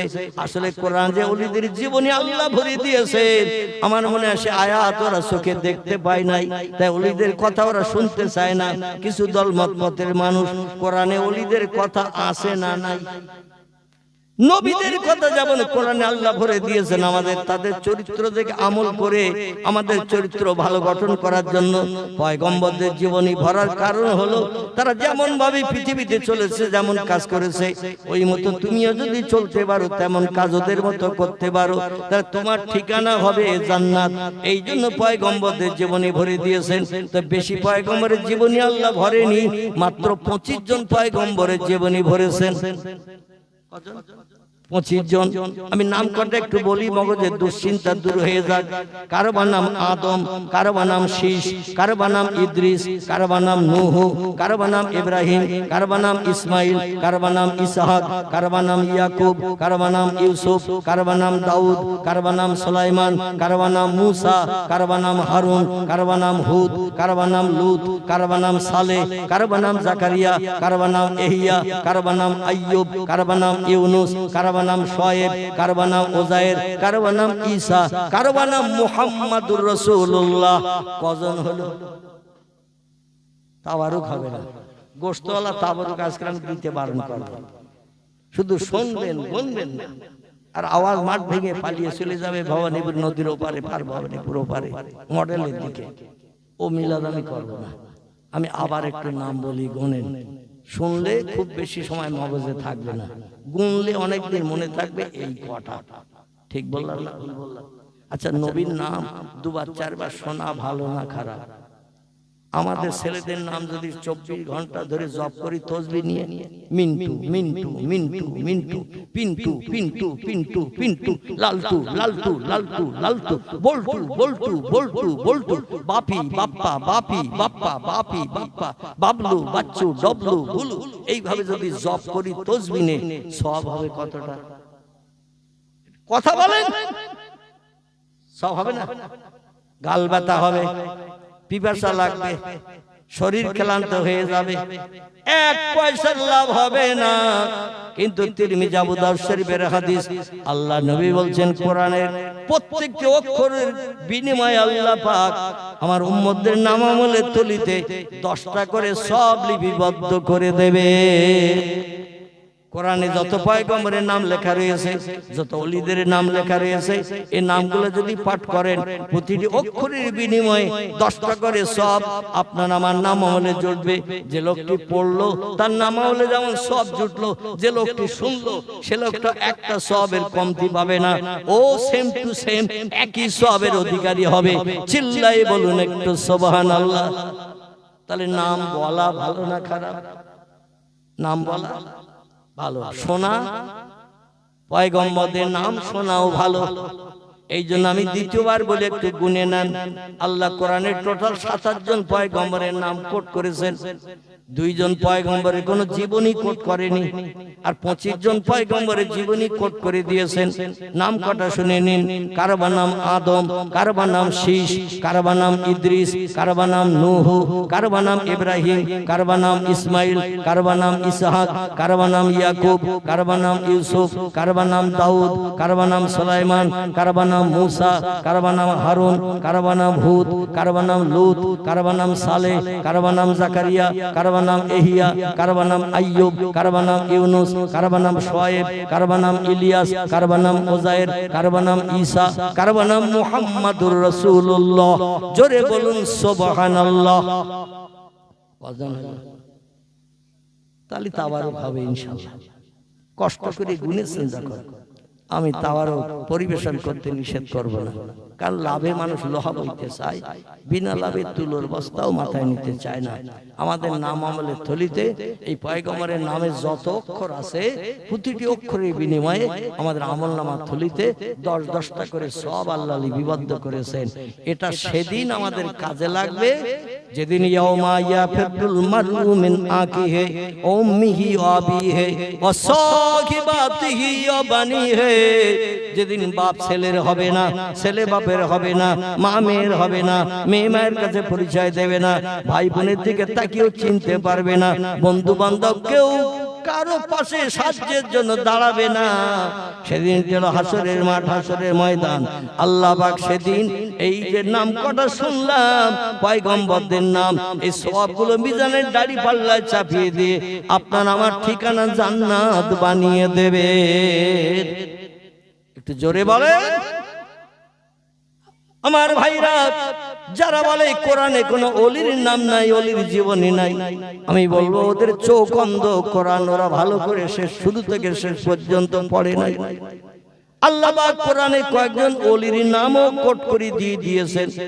নবীরা যেমন পবিত্র ভালো সৎ, অলিরাও ছিল পৃথিবীতে নবীর আদর্শের অধিকারী, এরাও ছিল ভালো সৎ। জোরে বলুন একটু সুবহানাল্লাহ। হযরত খিজির বলে একজন ব্যক্তির নাম আল্লাহ কোরআনে কোট করেছেন। অধিকাংশ তাফসীর কারকেরা বলেছেন খিজির কোনো পয়গম্বর ছিল না, যিনি পানি পরিচালনার দায়িত্ব পালন করছেন, কিয়ামত পর্যন্ত করবেন, তার মরণ হবে না, মরণ হবে না। আবে হায়াত বলে পৃথিবীতে একটা কুয়া আছে, কুয়া, এই কুয়ার পানি পান করার কারণে কিয়ামত পর্যন্ত আল্লাহ তার মরণ করবেন না, আল্লাহ তাকে চিরঞ্জীবী করে রাখবেন কিয়ামত পর্যন্ত। পরে আল্লাহ পাক রব্বুল আলামিন যে ফেরেশতার মাধ্যম দিয়ে সব সৃষ্টির প্রাণনাশ করাবেন, যার নাম হলো আজরাইল, এরই হাত বরাবর তার প্রাণনাশ হবে। সব সৃষ্টির প্রাণনাশের পর এই আজরাইলকে দিয়ে প্রাণনাশ করাবেন। তবে দুনিয়া যতদিন পশ্চিম দিকে সূর্য না উঠবে, খিজিরের ততদিন মরণ হবে না। যেমন একজন নবী আসমানে উঠে আল্লাহর দ্বিতীয় আসমানে, মতান্তরে চতুর্থ আসমানে তিনি বসবাস করছেন, কিয়ামত পর্যন্ত থাকবেন। মরণ হয়নি পৃথিবীতে, পরও মরণ হবে না। আমার ভাইরা, হযরত আদম আলাইহিস সালামের পরবর্তী জেনারেশন, এমন করে শীষের পরে ইদ্রিস, যার নাম ইদ্রিস, ইদ্রিস ইদ্রিস ইদ্রিস পয়গম্বর ফেরেশতাদের কাছ থেকে ইসমে আজম শুনে নিয়ে ওই ইসমে আজম পাঠ করে বলছে, আমি একটু দেখি তোমরা যেমন উড়িয়ে চলো, ইসমে আজম পাঠ করি, আমি উঠতে পারি কিনা। ওরা বললো পড়ো না, তুই শুনতে চাইছো কি পড়ি, আমরা উড়ি এরোপ্লেনের মতো। যখন এরোপ্লেন ছিল না তখনকার কথা, হাজার হাজার বছর আগের কথা। তখন উনি বললেন তোমরা কি পড়ে এই পৃথিবীতে আসমানে যাওয়া আসা করো? বলে আমরা একটা জাদু মন্ত্র পাঠ করি, আল্লাহ দেয়া মন্ত্র পাঠ করি, এর আরবি নাম হলো ইসমে আজম। বলে একটু আমারে বলো না দেখি শুনি। বলে বললে যদি তুমি পড়ি আল্লাহর দরবারে চলে যাও আসমানে, আমরা বিপদে পড়ে যাব। আল্লাহ আমাদের নিষেধ করেছেন কাউকে বলতে। উনি বললেন আমি শুধু শুনবো, আমি বাস্তবে রূপ দান করব না। তাই ফেরেশতা বলে দিল যে সেই বলো দুনিয়ার খারাপ জায়গায় থাকবো না, আমি ইসমে আজম পাঠ করে আল্লাহর জান্নাত দেখতে চাই। জোরে বলুন একটু সুবহানাল্লাহ। আসমানে উড়িয়ে চলে গেলেন ইসমে আজম পাঠ করে। আল্লাহর নবী হাদিস শরীফে জানিয়েছেন ইসমে আজম হলো বিসমিল্লাহির রহমানির রহিম। জোরে বলুন একটু আল্লাহু আকবার। ইসমে আজম হলো বিসমিল্লাহ শরীফ। আল্লাহ নবী বলেন যখন কোন কাজ করবে, ভালো কাজ শুরু করবে, ইসমে আজম বিসমিল্লাহ পাঠ করবে। বিসমিল্লাহ পাঠ করলে শয়তান তোমার সঙ্গে অ্যাডজাস্ট হতে পারবে না, তোমার খারাপ কাজে নিয়ে যেতে পারবে না, কুমন্ত্রণা দিতে পারবে না। কিন্তু আমরা বিসমিল্লাহ ভালো কাজে পড়ি না, মদ খাই যখন তখন বিসমিল্লাহ বলে পড়ি।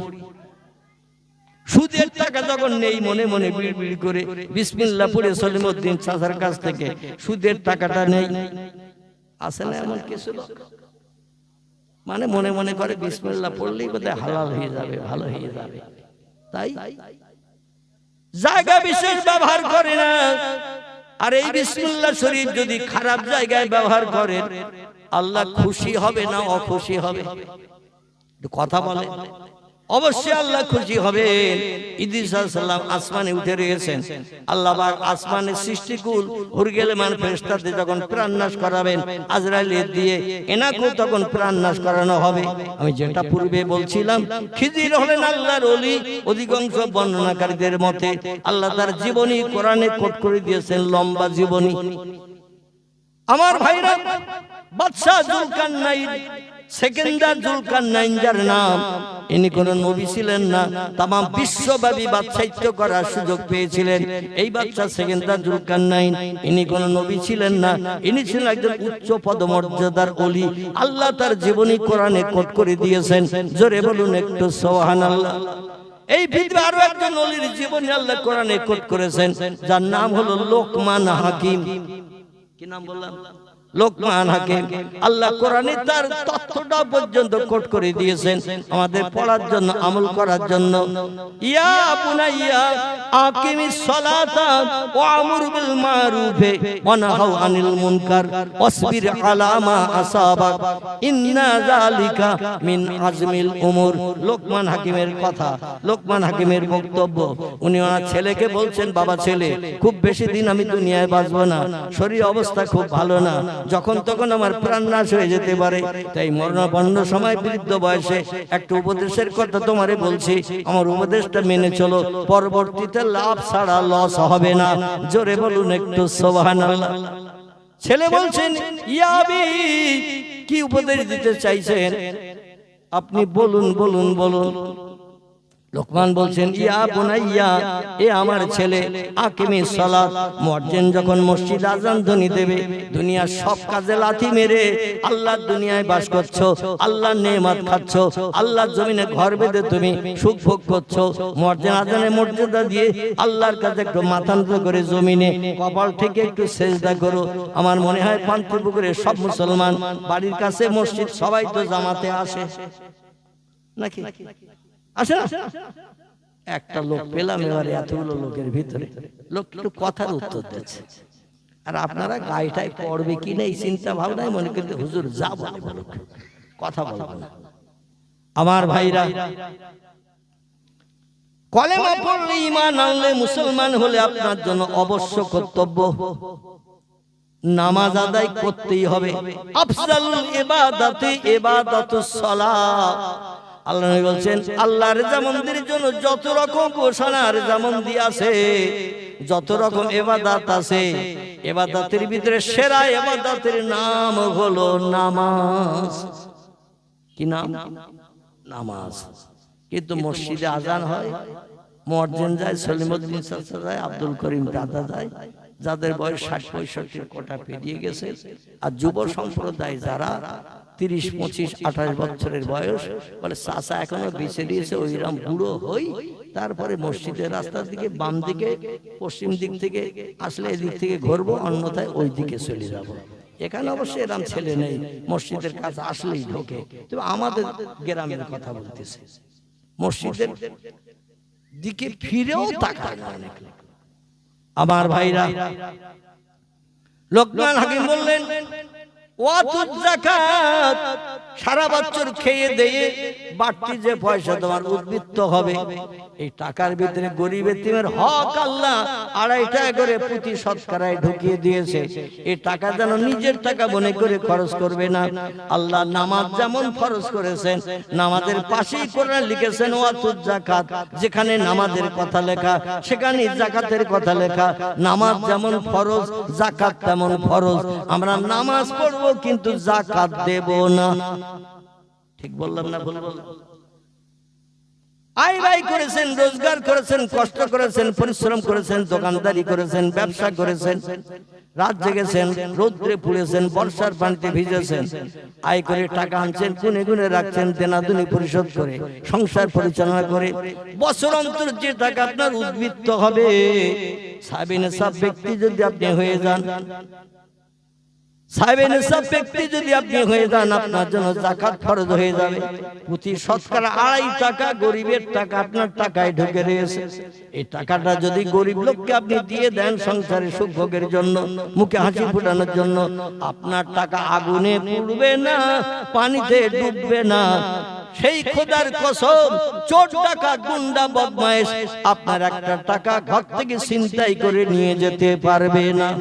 যাকাত দেওয়া টাকা যদি আপনার হয়, আল্লাহ দরজার সামনে সুন্দর সুন্দর বনের 12 হাত রয়্যাল বেঙ্গল টাইগার দাঁড় করিয়ে রাখবে ডাকাতদের চোখের সামনে। চিল্লাই বলুন একটু সুবহানাল্লাহ। ঘরে আগুন লাগলেও টাকা পুড়বে না, পানিতে কোনো বাচ্চা কাচ্চা ডুববে না। আল্লাহ হেফাজত করবেন। কারণ সাদা টাকা যদি আল্লাহর বিধান মেনে আপনি সাদা টাকা রাখেন, এই টাকা কারো বাবার ক্ষমতা নেই আপনার কাছ থেকে কেড়ে নিয়ে যাওয়ার। রাস্তায় যদি পড়েও যায় কোনো ব্যক্তির নজরে পড়বে না। 1 সপ্তাহ ধরে 1 সপ্তাহ পরে ওই রাস্তায় যদি যান, আপনার নজরে আল্লাহ আপনার পরিশ্রম করার টাকাটা দেখিয়ে দেবেন। জোরে বলুন একটু আমিন। এটা হলো কোরআনের বিধান। লোকমান হাকিম বলছে, বাবা প্রতি ওয়াক্ত নামাজ আদায় করিও, মসজিদে বা জামাত তাকবীরে উলা ধরে নামাজ যেন পরিত্যাগ করো না, এবং যাকাত আদায় করো, এবং আরেকটা কাজ করো, ওয়ামুর বিল মারুফে ওয়া নাহাউ আনিল মুনকার। রাস্তাঘাটে যখন চলবে মানুষকে ভালো সৎ কাজের উপদেশ দেবে, খারাপ কাজ হতে যদি চোখে দেখো রাস্তাঘাটে পথে, সঙ্গে সঙ্গে তার প্রতিকার করবে, নিষেধ করবে। আল্লাহ নবী সাল্লাল্লাহু আলাইহি সাল্লাম এই কথাটা জবানিতে 1450 বছর আগে বলেছিলেন। আল্লাহ নবী বললেন, এ সাহাবীরা, তোমরা যদি রাস্তাঘাটে পথে চলতে যে কোনো খারাপ কাজ দেখো, সঙ্গে সঙ্গে নিষেধ করবে। শরীয়তের খারাপ কাজ যদি কেউ করে, বারণ করে নিষেধ করবে। সাহাবীরা বলছেন, ইয়া রাসূলুল্লাহ, বারণ করলে, নিষেধ করলে যদি আমাদের প্রাণ নাশের ভয় হয়, খারাপ কাজ করছে, নিষেধ করলে, বারণ করলে আমার প্রাণ নাশ করে দেবে যদি হুমকি দেয়। এখন দেয়টাই মদখোর মাতালের টাতালেরা দেয়, বলে আমার বাবার টাকা খাচ্ছি, চাচা তোমার বাপের তা থেকে এ বলে না, চাচা মজা দেখিয়ে দেবো, আর কোনোদিন কথা শুনবে। এদিকে অবশ্য বলে না, আমাদের দিকে বলে। আরে খারাপ কাজ, আপনি ইমানদার মুমিন মুসলমান আল্লাহওয়ালা মানুষ, চোখে দেখছেন একটা খারাপ কাজ করছে পাড়ার ছেলেরা, আর এই খারাপ কাজের নিষেধ করলে, বারণ করলে, প্রতিকার করলে যে আপনার জীবন নাশের আশঙ্কা হয়, আল্লাহ নবী বলছেন, ফালিয়াস্তাতা বিকলবিহি, তুমি যদি প্রাণ নাশের ভয় পাও, প্রতিকার করলে, তাহলে তুমি অন্তরে ওই লোকদের ঘৃণা করবে, ওদের সঙ্গে স্পর্শে ধারে পাশে যাবে না, ওদের সঙ্গে সম্পর্ক রাখবে না। ওয়াজালিকা আদাফুল ঈমান, এটাই হলো ঈমান রক্ষা করার একটা মূল লক্ষণ আখেরি জামানায়। জোরে বলুন একটু সুবহানাল্লাহ। নবী বলছেন, প্রথমে হাত দিয়ে প্রতিকার করো, হাত দিয়ে প্রতিকার করলে যদি তোমার প্রাণ নাশের ভয় হয়, ফালিয়াস্তাতা বিলিসানিহি, জবান দিয়ে প্রতিকার করো, হাতে মেরো না। জবান দিয়ে প্রতিকার করলেও যদি প্রাণ নাশের ভয় হয়, তাহলে তুমি অন্তরে ঘৃণা করো, খারাপ কাজ করছে খারাপ ছেলেরা, খারাপ লোকেরা, ওদের সঙ্গে কোনো কথাবার্তা বলবো না। ওয়াজালিকা আদাবুল ঈমান, যদি তাদের থেকে সাইড হয়ে থাকো, তাদের সঙ্গে অ্যাডজাস্ট হয়ে না থাকো, ঈমানের কিছু অংশ তুমি রক্ষা করলে, হাসরে আল্লাহ তোমারে জান্নাত হালাল বানিয়ে দেবে। জোরে বলুন একটু আমিন। আমার ভাইরা, পয়গম্বর মুহাম্মদ রাসূলুল্লাহ সাল্লাল্লাহু আলাইহি ওয়াসাল্লাম আল্লাহর কোরআনের বিধান থেকে পয়গম্বরদের জীবন আদর্শ। নবী পৃথিবীতে আগে এসেছে না অন্য পয়গম্বরের আগে এসেছে? পৃথিবীতে আগে এসেছে নবী না অন্য পয়গম্বরের? অন্য পয়গম্বর আগে এসেছে। এই জন্য কোরআনের ভাষা দিয়ে আল্লাহ পাকের পয়গম্বর অন্য পয়গম্বরদের জীবন আদর্শ ফলো করে সে মতো তিনি তার চরিত্র গঠন করে পৃথিবীর মানুষের কাছে দেখিয়ে দিয়েছিলেন। এই জন্য আল্লাহ নবী বলছেন, মান আহাব্বা সুন্নতি ফাকাদ আহাব্বানি ওমান আহাব্বানি কানা মাই ফিল জান্নাহ। যে লোকটি আমার সুন্নতকে ফলো করলো সে যেন আমি মুহাম্মদ আমারে ভালোবাসলো, যে লোকটি আমারে ভালোবাসলো কানা মাই ফিল জান্নাহ, সেই লোকটি আর আমি আল্লাহ জান্নাতের ভিতরে এক জায়গায় বসে বসে সুখ ভোগ করব। জোরে বলুন একটু সুবহানাল্লাহ। আচ্ছা, নবী জান্নাতটা ছোট হবে বলে মনে হয় তো নাকি? হ্যাঁ, যারে না বানালে আল্লাহ কিছুই বানাতেন না, তার জান্নাতটা যে কত বড় কত বৃহৎ হবে, সব থেকে সুনামি ও নামি দামি দর্শনীয় আল্লাহ পাক তার জান্নাতটা বানাবেন। নবী বলছেন, ওই জান্নাতে আমি একা থাকবো না। আমার মতো মাথায় টুপি দিল যে লোকটি, আমার মতো মুখে দাড়ি রাখলো যে লোকটি, আমার মতো হাঁটুর নিচে লম্বা জামা পরিধান করে জামার বাড়ি শ্বশুর বাড়ি মার্কেটে বাজারে গেল মাঠে গেল যে লোকটি, আমি মোহাম্মদ মদের গ্লাসে হাত দেয়নি, মদের গ্লাস থেকে দূরে সরে থাকলো যে লোকটি, আমি মোহাম্মদ সুদের টাকা কোনো হাতে স্পর্শ করিনি, সুদ ছেড়ে দিল যে লোকটি, আমি মোহাম্মদ গরিবদের হক ফাঁকি দিয়ে খাইনি কোনোদিন, আমার চরিত্র দর্শন করে যে লোকটি গরিবের অর্থ আত্মসাৎ করলো না, আমি মুহাম্মদ রাসূলুল্লাহ বিধবার দরজার কড়া রাতের গভীরে কোনোদিন নাড়া দিয়ে চরিত্র নষ্ট করিনি, আমার আদর্শ ভালোবেসে যে লোকটি স্বামী নাই ছোট ছোট বাচ্চা দুটো নিয়ে বিধবা নারী সংসার করছে, দেখতে অপূর্ব সুন্দরী, জায়গা জমি তেমন নাই, সংসার ভালো চলে না, এইরকম নারীর কাছে টাকার প্রলোভন দিয়ে বর্তমান যুগের কত যুবকেরা পশুর মতো চরিত্র নষ্ট করে ঘরে ফিরছে, জীবন যৌবনে ক্ষুধা মিটিয়ে চলে আসছে। আল্লাহ নবী বলছেন আমার আদর্শ দেখে বিধবা নারীর দরজার কড়া কোনোদিন নাড়া দেয়নি যে লোক ছেলেটি, আমি মুহাম্মদ রাসূলুল্লাহ, আমার সঙ্গে সে লোকটি জান্নাতে সুখ ভোগের সুযোগ পাবে। আমার মুহাম্মদ রাসূলুল্লাহ আমি জীবনে কোনোদিন কোনো ব্যক্তির প্রাণ নাশ করে বিবি বাচ্চারে বিধবা এতিম বানাইনি। যে লোকটা আমার আদর্শ পছন্দ করে কোনো ব্যক্তির প্রাণ নাশ করলো না, বিবি বাচ্চারে বিধবা এতিম বানালো না, সেই লোকটার আমি আল্লাহর জান্নাতের ভিতরে এক জায়গায় বসে সুখ ভোগ করব। সাহাবীরা বলছে ইয়া রাসূলুল্লাহ মা হিয়া, এই এক জায়গায় বসে সুখ ভোগ বলতে কি বোঝায়? আল্লাহ নবী বললেন মা তারা ইয়া আইয়ুহাল আসহাব, ও সাহাবীরা আমার হাতের দিকে নজর করো, এক জায়গায় বসে সুখ ভোগ বলতে কি বোঝায় আমি তথ্যটা তোমাদের দিয়ে দিচ্ছি। সাহাবীরা নবীজির হাতের দিকে লক্ষ্য করলেন, আল্লাহ নবী হাত উঁচু করে দুটো আঙ্গুল গায়ে গায়ে দিয়ে উঁচু করে ধরে রেখেছেন। জোরে বলুন একটু সুবহানাল্লাহ। নবী বললেন মা তারা ইয়া আইয়ুহাল আসহাব, এ সাহাবীরা কি দেখছো? সাহাবীরা ইয়া রাসূলুল্লাহ আপনি ডান হস্ত ডান হাত উঁচু করেছেন। নবী বলছেন তারপর বলছেন সব আঙ্গুলগুলো আপনি গুটিয়ে রেখেছেন, দুটি আঙ্গুল গায়ে গায়ে করে উঁচু করে রেখে দিয়েছেন। নবী বলে আঙ্গুল দুটো যেমন গায়ে গায়ে আছে জান্নাতের ভিতরে আমার মহব্বতের আদর্শের অনুসারীরা ওই রকম আমার গায়ে গায়ে বাস করবে। আর একটু জোরে বলা যাবে না? নারায়ে তাকবীর। আর সেই নবীর জীবন আদর্শের কথা শোনা ভালো না খারাপ, লাভ না লস? যদি বলেন লাভ, তাহলে এবার আমি একটু দানা ছড়িয়ে দেব, পয়গম্বরের জীবন আদর্শ নিয়ে একটু আলোচনা সামনের দিকে এগিয়ে নিয়ে যাব। মরণের দিন পর্যন্ত আল্লাহ পাক বিশ্ব নবীর আদর্শের অনুসরণ অনুকরণ করে আমাদের যেন বেঁচে থাকার তৌফিক দান করেন, আল্লাহ রহমত বর্ষণ করেন। সকলে বলুন আমিন। আর একটু জোরে বলুন আমিন। প্রাণ ভরে মোহাম্মত একটু দরুদ শরীফ। আল্লাহুম্মা সাল্লি আলা মাওলানা মুহাম্মদ ওয়া আলা আলি মাওলানা। পয়দা হইয়া দিনের নবী, পয়দা হইয়া নূরের নবী, না দেখিলেন পিতার মুখ। 6 বৎসরের কালে নবী হারাইলেন যে মায়ের বুক।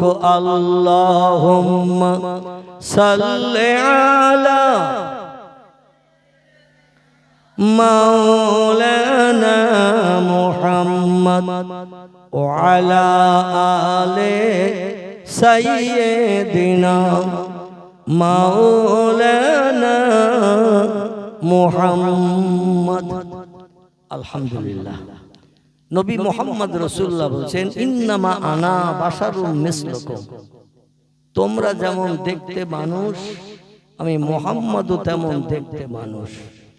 এই জন্য কিছু দলমত পথের মানুষেরা বলে আল্লাহ কোরআনেই মুহাম্মদকে বলতে বলেছে পৃথিবীর মানুষ তোমরা যেমন দেখতে আমিও তেমন দেখতে। তোমাদের যেমন হাত পা চামড়া গোস্ত হাড় হাঁটি রগ রেশা চোখ কান নাক মুখ আছে, আমারও তেমন চোখ কান নাক মুখ আছে, আমি অবিকল তোমাদের মতো মানুষ। নবী বলছেন এই বলেছি বলে তোমরা যেন ধারণা করিও না তোমরা যেমন আমিও তেমন, এমন ধারণাটা যেন করিও না।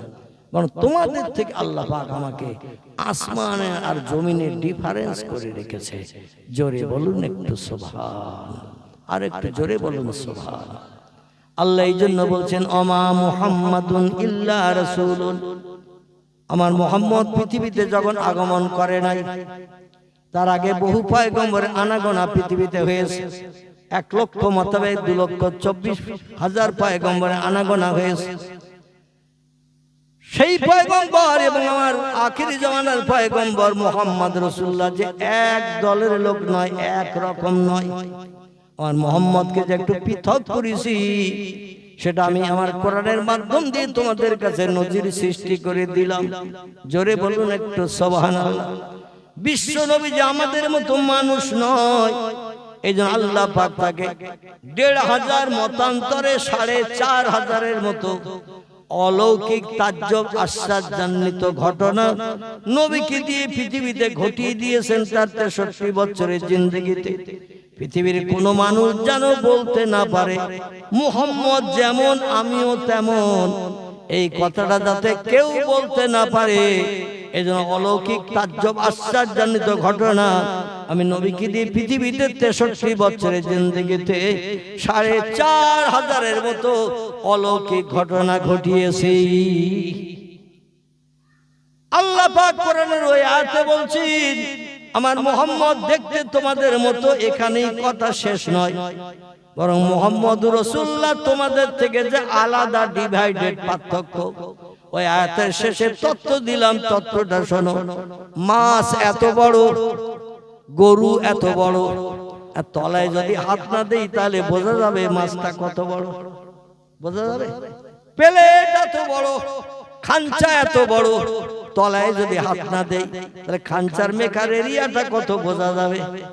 আল্লাহ বলছেন ইউহা ইলাইয়া, আমার মুহাম্মদ দেখতে তোমাদের মতো, এই জন্য বলেছি আমার নবীর কাছে আসতে তোমাদের যাতে ভয় না লাগে। বাঘ মনে না করো, ভাল্লুক মনে না করো, সিংহ মনে না করো, গন্ডার মনে না করো, জলস্থি মনে না করো, নাউজুবিল্লাহ। আমার নবীর কাছে আসতে যাতে তোমাদের ভয় না লাগে, এই জন্য আমি বলেছি আল্লাহ পাক আমার নবী তোমাদের মতো দেখতে, তবে অবিকল তোমাদের মতো নয়। ইউহা ইলাইয়া, আমার মুহাম্মদ রাসূলুল্লাহর কাছে অহরহ আসমানি রহমতের ফেরেশতা, সেরা ফেরেশতা যিনি, নাম তার জিবরিল আমিন। এই জিবরিলকে পাঠাই মুহাম্মদ রাসূলুল্লাহর সমস্যার সমাধানের জন্য, বিপদে মুসিবতে সাহায্যের তথ্য দেওয়ার জন্য। কিয়ামত পর্যন্ত পৃথিবীর মানুষ যদিও মুহাম্মদের মতো দেখতে তোমরা, একই গোশত মাংস রক্ত তোমাদের আছে, কিন্তু জিবরিল কি কিয়ামত পর্যন্ত কোনদিন তোমরা বিপদে মুসিবতে সাহায্যের জন্য বন্দী হিসাবে দেখতে পাবে না। জিবরিল আমার নবীর জন্য ওহী স্বরূপ। আমি আল্লাহ তার সব সমস্যার সমাধান ৫৩ বছরের জিন্দেগি পর্যন্ত সব সমস্যার সমাধান জিবরিল আমিনকে দিয়ে আমি করিয়ে দিয়েছি, মুখে হাসি ফুটিয়ে দিয়েছি। কিয়ামত পর্যন্ত যদি চেষ্টা চালাও আমার সেরা ফেরেশতা জিবরিলকে কোনদিন তোমরা দেখতে পাবে না। জিবরিল তাদের কাছে আসে যারা হলেন সাদা কাপড় মার্কা। কি কাপড়? সাদা কাপড়। সাদা কাপড় এই জন্য বললাম, একটা সাদা পোশাকে যদি কলার আঠার দাগ আর গাবের আঠার দাগ 15 জায়গায় লাগান, ক জায়গায় বললাম? 15 জায়গায় কলার আঠার দাগ গাবের আঠার দাগ লাগান, লাগিয়ে জামাটা সুন্দর করে সার্ফ সাবান দিয়ে পরিষ্কার করে রেখেছেন। মেয়ে বিয়ে হবে 10 দিন পর, নতুন জামার বাড়ি যেতে হবে, জামাই মেয়ে নিয়ে আসতে। আমাদের দেশে ফিরুনি বলে না, ফিরুনি বলে না। বিয়ের পরে ফিরনি আনবে তো তেমন দাদা টাদা কেউ নেই, চাচা নেই, সব মরে গেছে। তো বাধ্য হয়ে মেয়ের বাপ যাচ্ছে জামাই মেয়েকে ফিরনি আনতে। এখন জামা গায়ে দিয়েছে সাদা জামা। অনেক ব্যক্তির কাছে সাদা জিনিসটা খুব পছন্দনীয়। তাতে রয়েছে 15 জায়গায় কলার আঠার গাবের আঠার দাগ লাগানো। রাস্তায় যদি ওই জামা পরিয়ে পারি হয়, 4 দোকানদার থেকে শুরু করি আর যত লোকজন দোকানে এখানে সেখানে বসে থাকে, ওরা এই চাচারে দেখলে ওরা ঠাট্টা করবে না ভালো বলবে। বলে চাচা যাচ্ছ কোথায়? বলে মেয়ে জামাই আনতে যাচ্ছি। বলে তোমার আর জামা নেই? বলছে কেন বাবা, আমি তো পরিষ্কার করে জামা গায়ে দিয়ে যাচ্ছি। বলে তোমরা তো সব কিসের দাগ 15 জায়গায়? বলছে কলার আঠার দাগ গাবের আঠার দাগ, কলার ব্যবসা করি, গাব মাঝে মধ্যে জালে গাব দেওয়ার জন্য গাব পাড়তে যাই, থেতে করতে দিয়ে জামা পরেছিলাম, জামাই মেখে গেছে। বলছে ওই জামাটা খুলে এসে ছেঁড়া জামা থাকে তাই খুলে যাও। জামা পরিষ্কার করেছে বল, কিন্তু ওতে যে দাগ লেগে গিয়েছে, দাগটা কোনো মানুষ দেখে পছন্দ করবে না। সাদা কাপড়ের একটা আলাদা গুণ মর্যাদা, আর দাগ লাগলে ও কাপড় ব্যবহার করতে চাই আমরা, দাগ লাগা কাপড় ব্যবহার করতে চাই না। পয়গম্বরের 63 বছরের টোটাল জিন্দেগিটা ছিল দাগবিহীন পরিষ্কার। জোরে বলুন একটু সুবহান। আমার ভাইরা, কেমন পরিষ্কার ছিল পয়গম্বরের জিন্দেগি? আমি একেবারে বাল্যকাল থেকে জন্মগ্রহণ থেকে একটু তথ্য দেই, টুকটুক করে গোটা কয়েক তথ্য পরিবেশন করি। পৃথিবীতে অতীতকাল থেকে নিয়ে ভবিষ্যৎকাল পর্যন্ত যত মানুষের আনাগোনা পৃথিবীতে হবে, কোন মানুষ আপনার আমার নবী মুহাম্মদ রাসূলুল্লাহর সমসাময়িক সামঞ্জস্য হতে পারবে না। তার কারণ হলো নবীর জন্মদিন যে মাসের যে তারিখ যে বার, কিয়ামত পর্যন্ত কোনো মানুষের নসিবে জুটবে না ওই লোকটার জন্ম তারিখ একই মাসের একই তারিখ একই বার। পৃথিবীর কোনো মানুষের নসিবে জুটবে না। আল্লাহ যে সেরা মানুষ করে তারে দুনিয়ায় পাঠিয়েছেন তার সমান কেউ হতে পারবে না। এই জন্য কিছু নজির তার জন্য দেখিয়েছেন। প্রথম জন্মের নজিরটা আপনাদের কাছে বললাম। রবিউল আউয়াল মাসের 12 তারিখ সোমবার, এটা হলো তার জন্মদিন। 570 খ্রিস্টাব্দ ঈসাই সন, ইংরেজি সন 570 খ্রিস্টাব্দের আল্লাহ পাক রব্বুল আলামিন আরবি রবিউল আউয়াল মাসের 12 তারিখ সোমবার পয়গম্বরকে মায়ের উদর থেকে দুনিয়ায় ভূমিষ্ঠ করিয়েছিলেন। আবার 63 বছর পর ওই একই মাসের একই তারিখ একই বার পয়গম্বরকে আল্লাহ দুনিয়া থেকে উঠিয়ে নিয়েছেন। এই পৃথিবীতে আমরা যারা বাস করি, আমাদের কারো জন্ম হয় ভাদ্র মাসের 20 তারিখ শনিবার, মরণ হয় পৌষ মাসের 11 তারিখ সোমবার, কারো জন্ম হয় বৈশাখ মাসের 23 তারিখ রবিবার, মরণ হয় দেখবেন আষাঢ় মাসের 15 তারিখ মঙ্গলবার। যে মাসের যে তারিখ যে বার আমাদের জন্ম হয়, আজ পর্যন্ত পৃথিবীতে একটা মানুষ নজিরে দেখাতে পারেনি। মুহাম্মাদের মর্যাদা যেমন আমারও মর্যাদা তেমন। আমি জন্মগ্রহণ করেছি যে মাসের যে তারিখ যে বার, আমার মরণটাও হয়েছে সেই মাসের সেই তারিখ সেই বার। কিয়ামত পর্যন্ত দুনিয়ার কোন মানুষের নসিবে এই ডকুমেন্ট জুটবে না, জুটবে না। জোরে বলুন একটু সুবহানাল্লাহ। শুধু তাই নয়, পৃথিবীতে যত বাচ্চা মায়ের উদর থেকে জন্মগ্রহণ করে, ছেলে হোক বা মেয়ে হোক, একটা নজির আমারে দেখান। ওই ছেলেটা ওই মেয়েটা মায়ের উদর থেকে যখন পৃথিবীতে এসেছে কাপড় পরে এসেছে গুপ্তাঙ্গ ঢেকে। ছেলে হোক বা মেয়ে হোক, গুপ্তাঙ্গ ঢেকে কাপড় পরে মায়ের পেট থেকে দুনিয়া এসেছে। কোন ইতিহাসে পেয়েছেন এমন তথ্য? পয়গম্বর মুহাম্মদ রাসূলুল্লাহর জন্য এটা একটা মুজিজা, অলৌকিক তাজ্জব আশ্চর্যজনিত ঘটনা। দুনিয়ার কোন মানুষ যেন বলতে না পারে মুহাম্মদ যেমন আমিও তেমন, এটা যাতে বলতে না পারে আল্লাহ বলছেন, ও দুনিয়ার মানুষ তোমরা শোনো, আমি 4 জন জান্নাতি, মতান্তরে 3 জন জান্নাতি ধাত্রীকে মুহাম্মদ রাসূলুল্লাহর মায়ের প্রসব বেদনা মুক্তির জন্য আমি 3 জন ধাত্রী পাঠিয়েছিলাম, নাস পাঠিয়েছিলাম আমার জান্নাত থেকে। কোথা থেকে? জান্নাত থেকে। কারো নাম আসিয়া, কারো নাম মরিয়ম, কারো নাম হাজেরা। বিভিন্ন বর্ণনাকারীরা বিভিন্ন তথ্য দিয়েছেন। আল্লামা রুহুল আমিন রাহমাতুল্লাহ আলাইহি একটি কিতাব লিখেছেন উম্মতে মুহাম্মাদের মুখে হাসি ফোটানোর জন্য, মগজের দুশ্চিন্তা দূর করার জন্য। বইটির নাম হলো মিলাদে মুস্তাফা, আল্লামা রুহুল আমিনের লেখা। এই বইতে হুজুর 2 জন নারীর নাম লিখেছেন। মামিনার প্রসব বেদনা করছে, পাড়ার মানুষ কেউ জানে না। মামিনার পেটে বাচ্চা আছে, পাড়ার মানুষ কেউ জানে না, কারণ পেটটা ছিল স্বাভাবিক মেয়েদের মতো। অবিবাহিতা যুবতী 16-18 বছর মেয়েদের পেটটা যেমন থাকে, মামিনার পেটটা তেমন ছিল। আমাদের দেশে বিয়ের পরে মেয়েরা স্বামী স্ত্রীর মিলন হলে সন্তান সম্ভব যখন হয়, 8 মাস 9 মাস যখন হয়, মেয়েদের পেটটা স্বাভাবিক থাকে না, একটু মোটা হয়। ঘুমিয়ে পড়েছেন, পেট একটু মোটা হয়, কারণ 3 কেজি 3.5 কেজি ওজনের বাচ্চা তার পেটে পুষ্ট হচ্ছে, ঠিক কিনা? 2.5 কেজি হয়, 3 কেজি হয়, তো 3 কেজি একটা বাচ্চা যদি পেটে থাকে, পেটটা একটু স্বাভাবিকের থেকে মোটা হবে না? মক্কার অধিবাসীরা বলছেন আল্লাহে লা শাক্কা ফিহে, আমরা সেই প্রভুর কসম খেয়ে বলি, লাতেরও কসম খাই, উজ্জারও কসম খাই, হবলের কসম খাই, দেবলের কসম খাই, মন্নাতের কসম খাই। আবার যারা স্রষ্টা মানতেন, আল্লাহকে প্রভু বলে মানতেন, তারা বলছেন সেই আল্লাহর কসম আমিনা মাঝে মাঝে ঘর থেকে বেরিয়ে আসতো জমজম কূপে পানি নিতে, মাটির কলসে করে পানি ভরে নিতে আসতো। জমজম কূপটা ছিল কাবার চাতলের পূর্ব দিককার মাঝখানে। জোরে বলুন একটু সুবহানাল্লাহ। কাবা শরীফ ওই চাতলের মাঝখানে চতুর্কোণা বিশিষ্ট ঘর। যারা হজ পাকে গেছেন, উমরায় গেছেন, আমার কথা একমত হতে পারবেন, তত্ত্বের সঙ্গে অ্যাডজাস্ট করে নিতে পারবেন। কাবার চাতলটা একটা ফাঁকা জায়গা, ফাঁকা জায়গা। আমি পায়ে হেঁটে হেঁটে 3 দিন গুনে দেখেছি 730 ধাপের রাস্তা। কতটা বললাম? চতুর্দিকে ধার দিয়ে দিয়ে ঘুরেছি, 3 দিন ঘুরে দেখলাম 730 ধাপ হাঁটলে কাবার চাতলটা পুরো একবার পাক দিয়ে ঘোরা যায়।